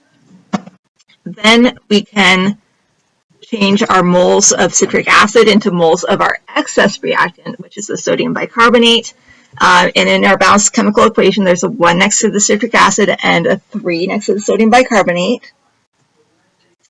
And then our last part is changing moles of sodium bicarbonate into grams of sodium bicarbonate by multiplying by the molar mass of sodium bicarbonate, which is 84.01. So we went grams of limiting reactant to moles of limiting reactant to moles of excess reactant to grams of excess reactant. And we come out with 1.3118 grams of sodium bicarbonate.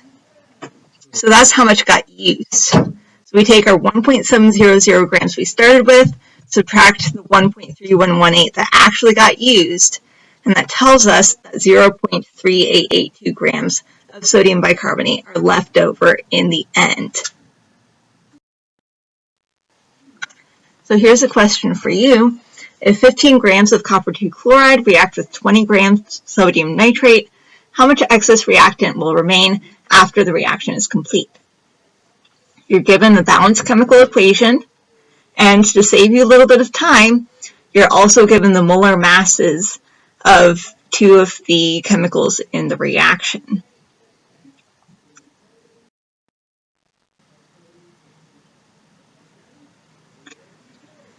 So the correct answer is C, 1.04 grams of sodium nitrate remain.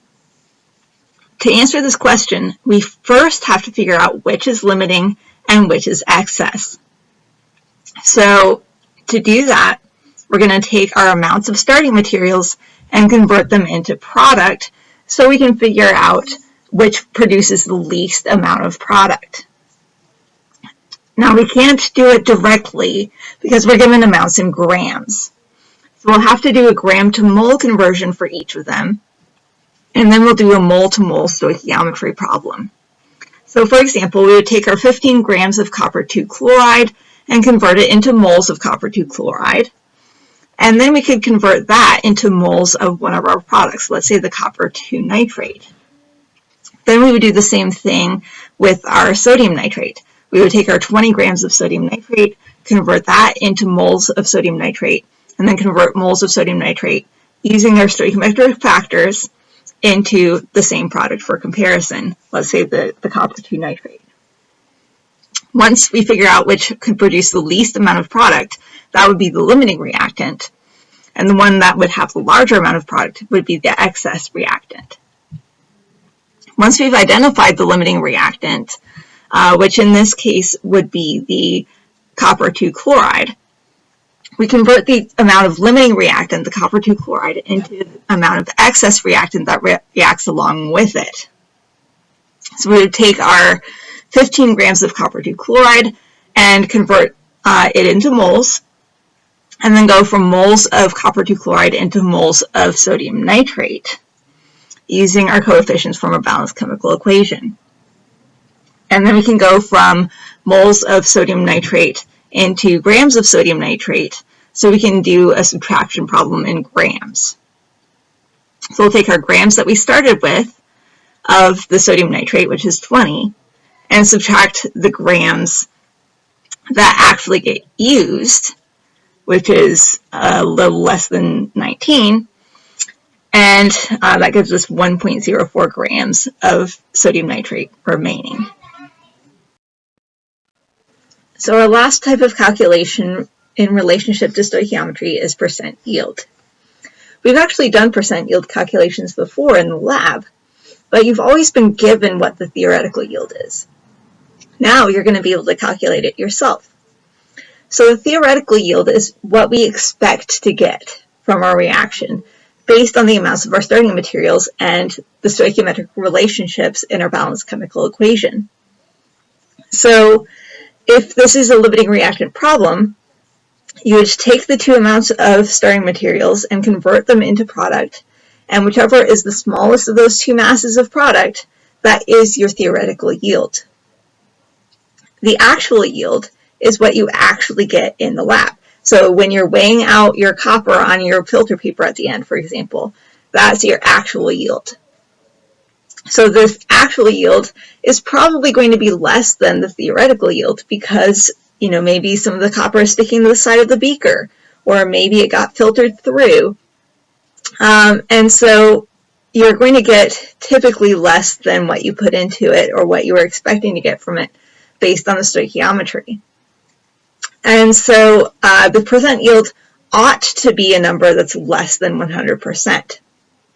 If you ended up calculating a number greater than 100%, you likely had impurities, that is, some water or ethanol or something else added to your product that's creating extra mass. But if there's no impurities, the percent yield will always be 100% or less. So our calculation for percent yield is going to be the actual yield divided by the theoretical yield. So what you got divided by what you should have gotten times 100% to make it a percent instead of just a decimal. So here's an example. We're reacting 1.274 grams of copper sulfate with excess zinc, and we're told that 0.392 grams of copper metal was obtained. So that 0.392 grams of copper metal, that was weighed out on the scale at the end of the experiment. That's your actual yield.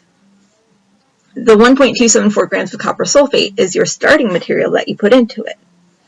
So what we're going to have to do is figure out how much copper we should have gotten based on the amount of starting materials we put into it. And by telling you that we have excess zinc, that makes this problem a lot easier because it's not a limiting reactant problem. We know that our limiting reactant is going to be the copper sulfate because we have extra of the zinc. And so based on the amount of copper sulfate, we can just calculate the amount of copper that should form. So it's one calculation instead of two. So to find our percent yield, we're going to do actual divided by theoretical times 100. Our actual yield was given to us in the problem. That's the 0.392. The theoretical we have to calculate. So we'll take our grams of copper sulfate that we started with, change it into moles, so we can do a stoichiometry problem that goes from moles of one thing to moles of another.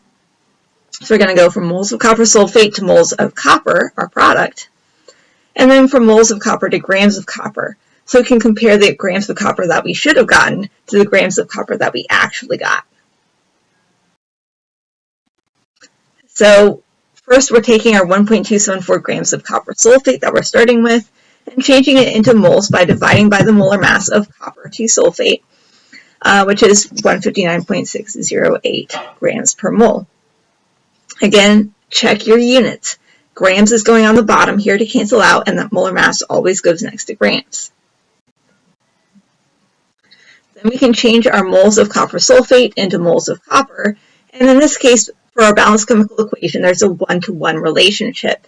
So the number ends up being the same, 0.007982, but the units are different. Now, instead of talking about moles of copper sulfate, we're talking about moles of copper. And then we can go from moles of copper to grams of copper using the molar mass of copper. And this time our molar mass goes on the top. So we're multiplying by 63.546. We get 0.5072 grams of copper. So our percent yield is going to be actual divided by theoretical times 100. Our actual that we got in the lab was 0.392. We divide by our theoretical, which was 0.5072. And then we multiply by 100. And that gives us 77.3% as our percent yield. So here's a question for you. Upon reaction of 15 grams of sodium iodide with excess lead to nitrate, 6 grams of sodium nitrate was obtained according to the equation. So you're given the equation, and you're given some molar masses, and asked to find the percent yield. So the correct answer is D, 70.5. In this last section of Chapter 7, we're going to be taking stoichiometry concepts and applying them to 3 lab techniques: titration, gravimetric analysis, and combustion analysis. So our first one is titration. In titration, we're using a known amount of one of our reactants and the stoichiometry of the equation to find the concentration of the other reactant. So let's go over some definitions. The titrant is the substance of known concentration. So that's going to be the thing that we know the concentration of. We know the amount of the titrant. The analyte is a substance of unknown concentration. So we're trying to figure out the concentration of the analyte. The equivalence point is the point in the titration where the moles of the titrant, that is the substance of known concentration, equals the moles of analyte, the substance of unknown concentration. And so for acid-base reactions, it's going to be the point where the moles of H plus from the acid equals the moles of OH minus from the base. We use an indicator for our titration reactions, which tells us that we are at or near the equivalence point. And it tells us this by a color change. So in the lab that we were planning to do, phenolphthalein is the indicator that we would use, and it turns pink in the presence of excess base. The end point is usually close to the equivalence point, but not exactly. So the end point is going to be the point at which the indicator changes color. Now hopefully it's changing color very close to the equivalence point, but it may not be the exact same point. So with the acid-base titration using phenolphthalein, the pink color comes when we have one drop too much of base. We've got excess base. And so the end point is actually going to be one drop beyond the equivalence point. So here's an example calculation for a titration.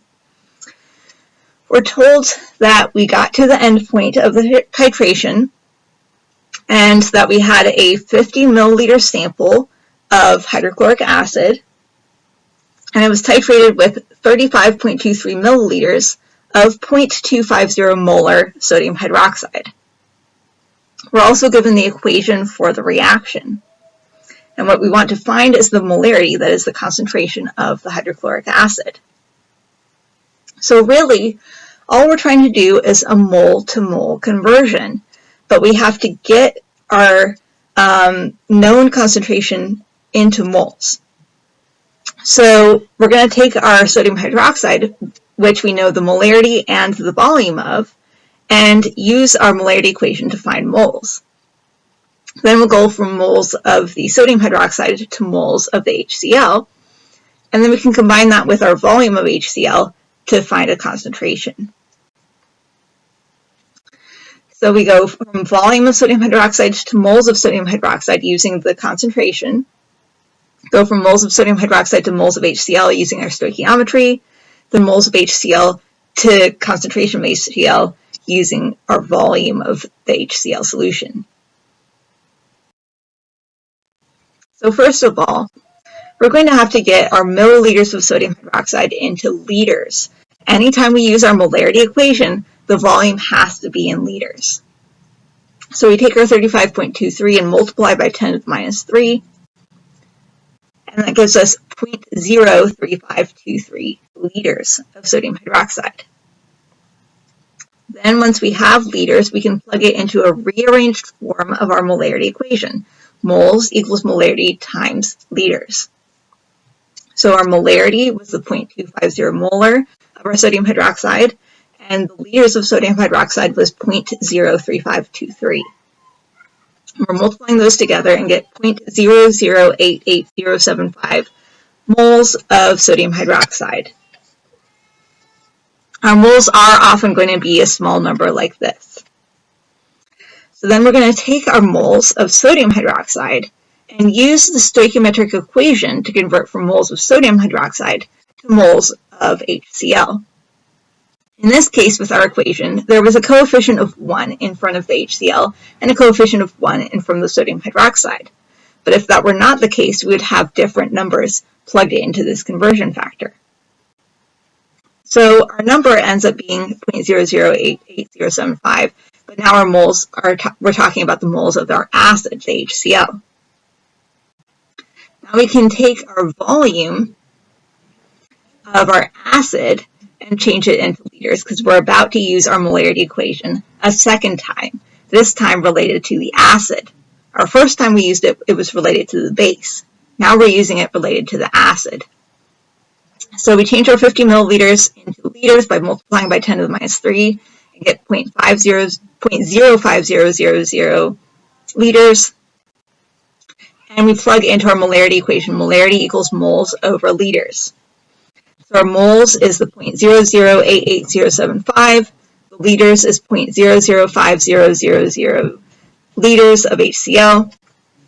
And we come out with 0.176 molar HCl as our concentration. So here's a question for you. Automobile batteries use 3 molar sulfuric acid as an electrolyte. How much 1.20 molar sodium hydroxide will be needed to neutralize 225 milliliters of battery acid, that is the 3 molar sulfuric acid? And you're given the equation that relates the amount of sodium hydroxide to the amount of sulfuric acid in moles. So remember, do that stoichiometry step in the middle based on the chemical equation. It's going to be important. So the correct answer is C, 1.1 liters. So we start with the moles that we can figure out, and then do a mole-to-mole conversion for the thing that we don't know yet. So the moles that we can figure out, in this case, are going to be based on the sulfuric acid. We have a known concentration, which is 3 molar, and a known volume of the acid, which is 225 milliliter. So we would get that milliliters into liters and plug it into our rearranged form of the molarity equation. The molarity equals moles over liters, or we can rearrange it to moles equals molarity times liters. So when we do that multiplication, molarity times liters, that would give us moles of our acid. Then we go from moles of our acid to moles of our base using our balanced chemical equation. Notice there's a 2 in front of the sodium hydroxide, so that has to go into our conversion factor. And then we can go from moles of our base, sodium hydroxide, to the volume of the base. It's asking how much will be needed. So we know a molarity and we know moles now, so we can solve for liters, and that would be 1.1 liters. Our second lab technique related to stoichiometry is gravimetric analysis. In gravimetric analysis, we're using masses of some component of either a mixture or a compound, and we're separating them out and weighing them, and then from those masses we can use stoichiometry to find some unknown component.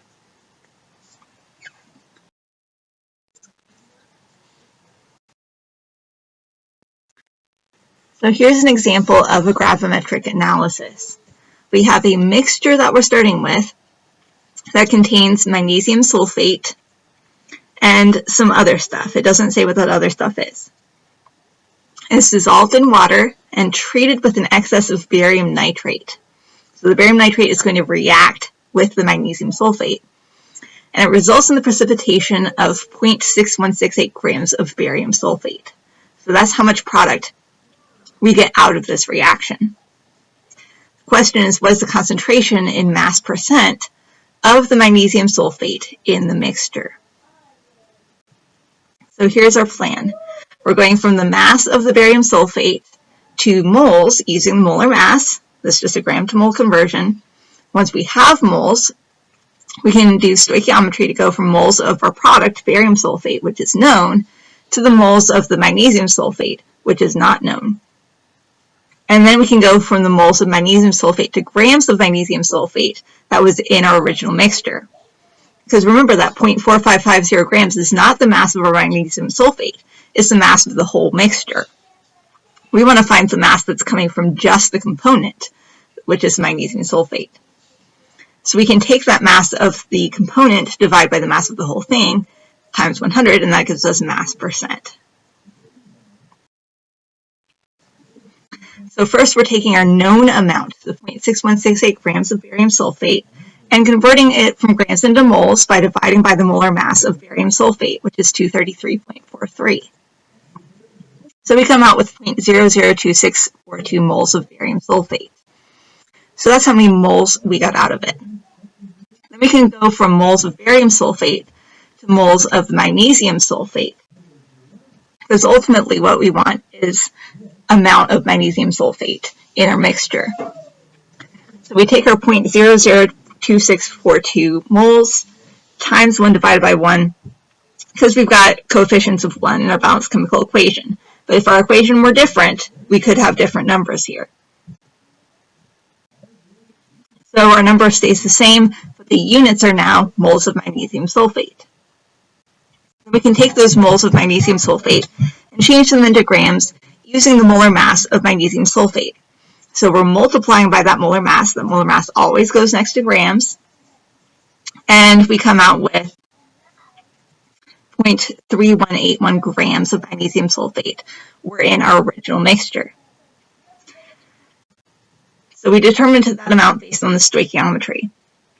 So we take the amount of magnesium sulfate that was in our original mixture, divide by the mass of the whole mixture, which we were given in the problem. It would have been weighed out in the lab, and multiply by 100 to get a percentage.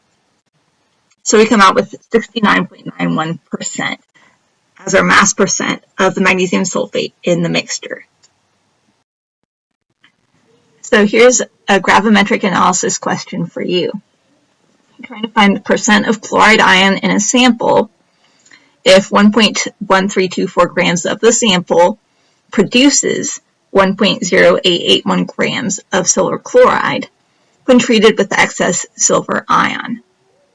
So we've got some chloride ion making up part of a sample. It's reacting with silver ion to make silver chloride. And your job is to find the percent of the chloride ion in the sample based on the amount of silver chloride that got produced.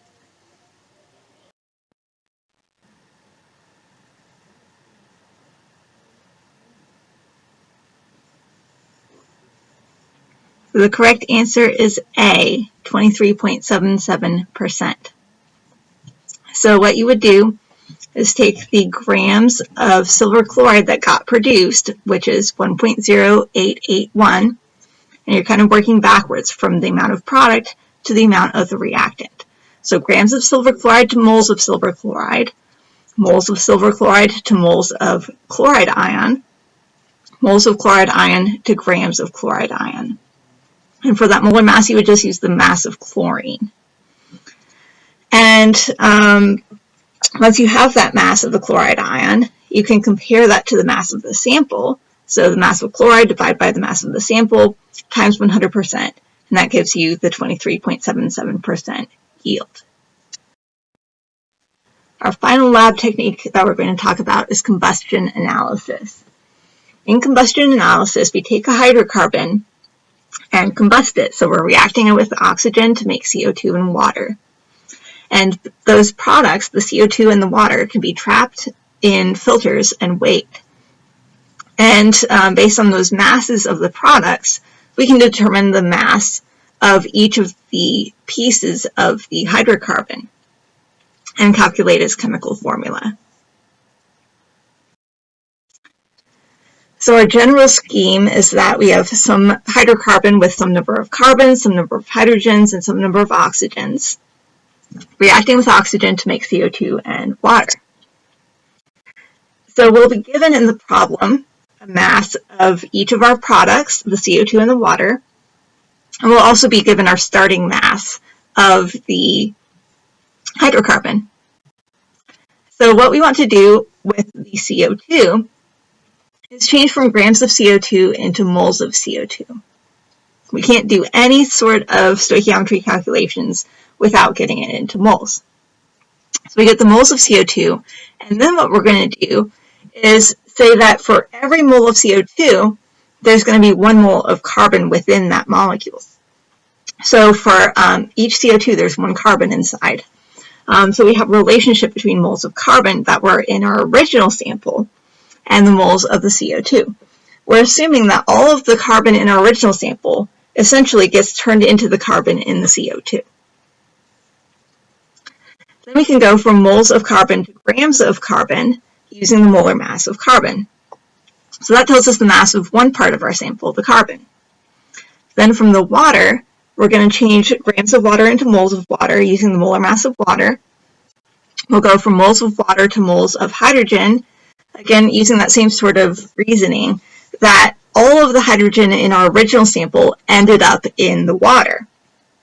And for each water molecule, there are 2 hydrogens in it.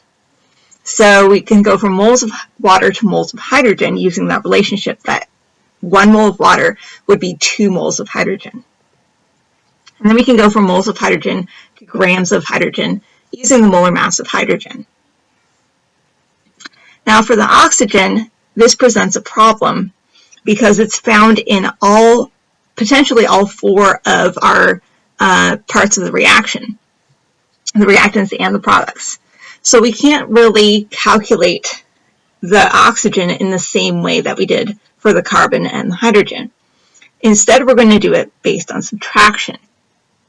So we'll assume that all of our original hydrocarbon was made up of carbon, hydrogen, and oxygen.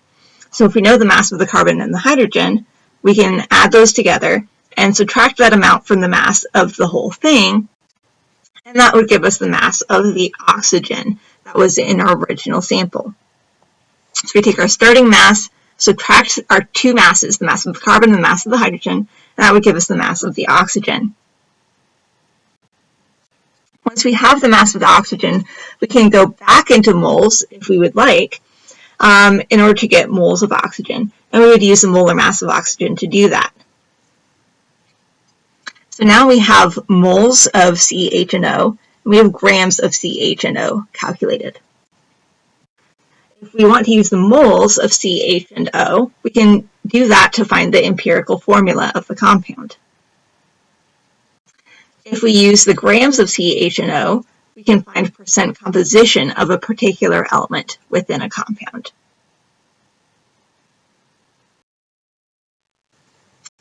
So here's an example of a combustion analysis. We started with a 0.00126 gram sample of polyethylene. We're told that we got out 0.00394 grams of CO2 and 0.00161 grams of water. We're trying to solve for the empirical formula. So first we'll do the CO2. We'll do grams of CO2 to moles of CO2 by dividing by the molar mass of CO2. Again, grams is on the bottom, so it will cancel out, and that molar mass goes next to grams. Then we'll go from moles of CO2 to moles of carbon. So for each CO2 molecule, there's 1 carbon inside. And then we can go from moles of carbon to grams of carbon using the molar mass of carbon, and this time we're multiplying by that 12.011. So we do 0.00394 divided by 44.01 times 12.011, and that gives us 0.001075 grams of carbon. We can do the same type of calculation with the water to find the grams of hydrogen. So we'll take our grams of water and convert to moles of water using the molar mass of water. Then we go from moles of water to moles of hydrogen, and this time we have a 2-to-1 ratio. There are 2 hydrogens for each 1 water. And then we can go from moles of hydrogen to grams of hydrogen using the molar mass of hydrogen. So for our hydrogen, we come out with 0.0001801 grams of hydrogen.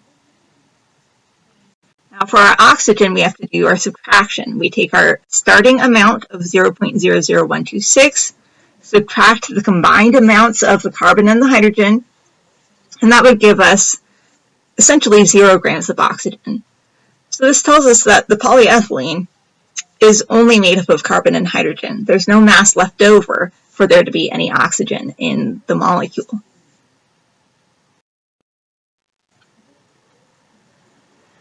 So we take our grams of carbon and convert them into moles by dividing by the molar mass of carbon. That gives us 0.0000895 moles. We take our hydrogen and convert it back into moles by dividing by 1.008. So we come out with 0.000179 moles of hydrogen. And so that can give us our preliminary empirical formula.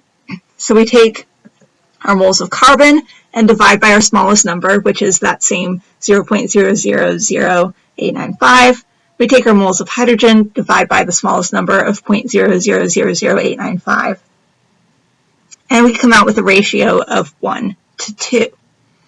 So our empirical formula is CH2.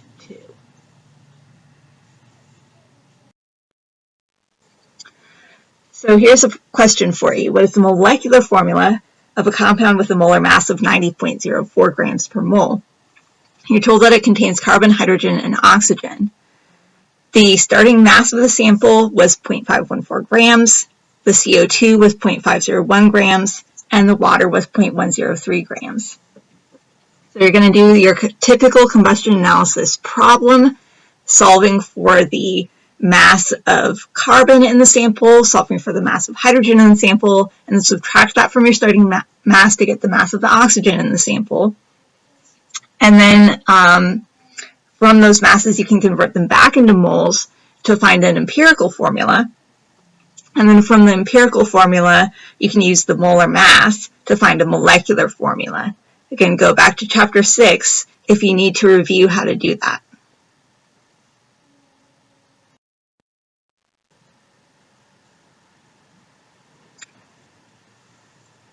So the correct answer is C, C2H2O4. So when we do our combustion analysis problem, we come out with an empirical formula of CHO2. But the formula mass of CHO2 is only about 45, whereas the molar mass is 90. So when we take our 90 and divide by 45, that tells us the molecule is actually twice as big as that. So we multiply all of our subscripts by 2, and that gives us C2H2O4.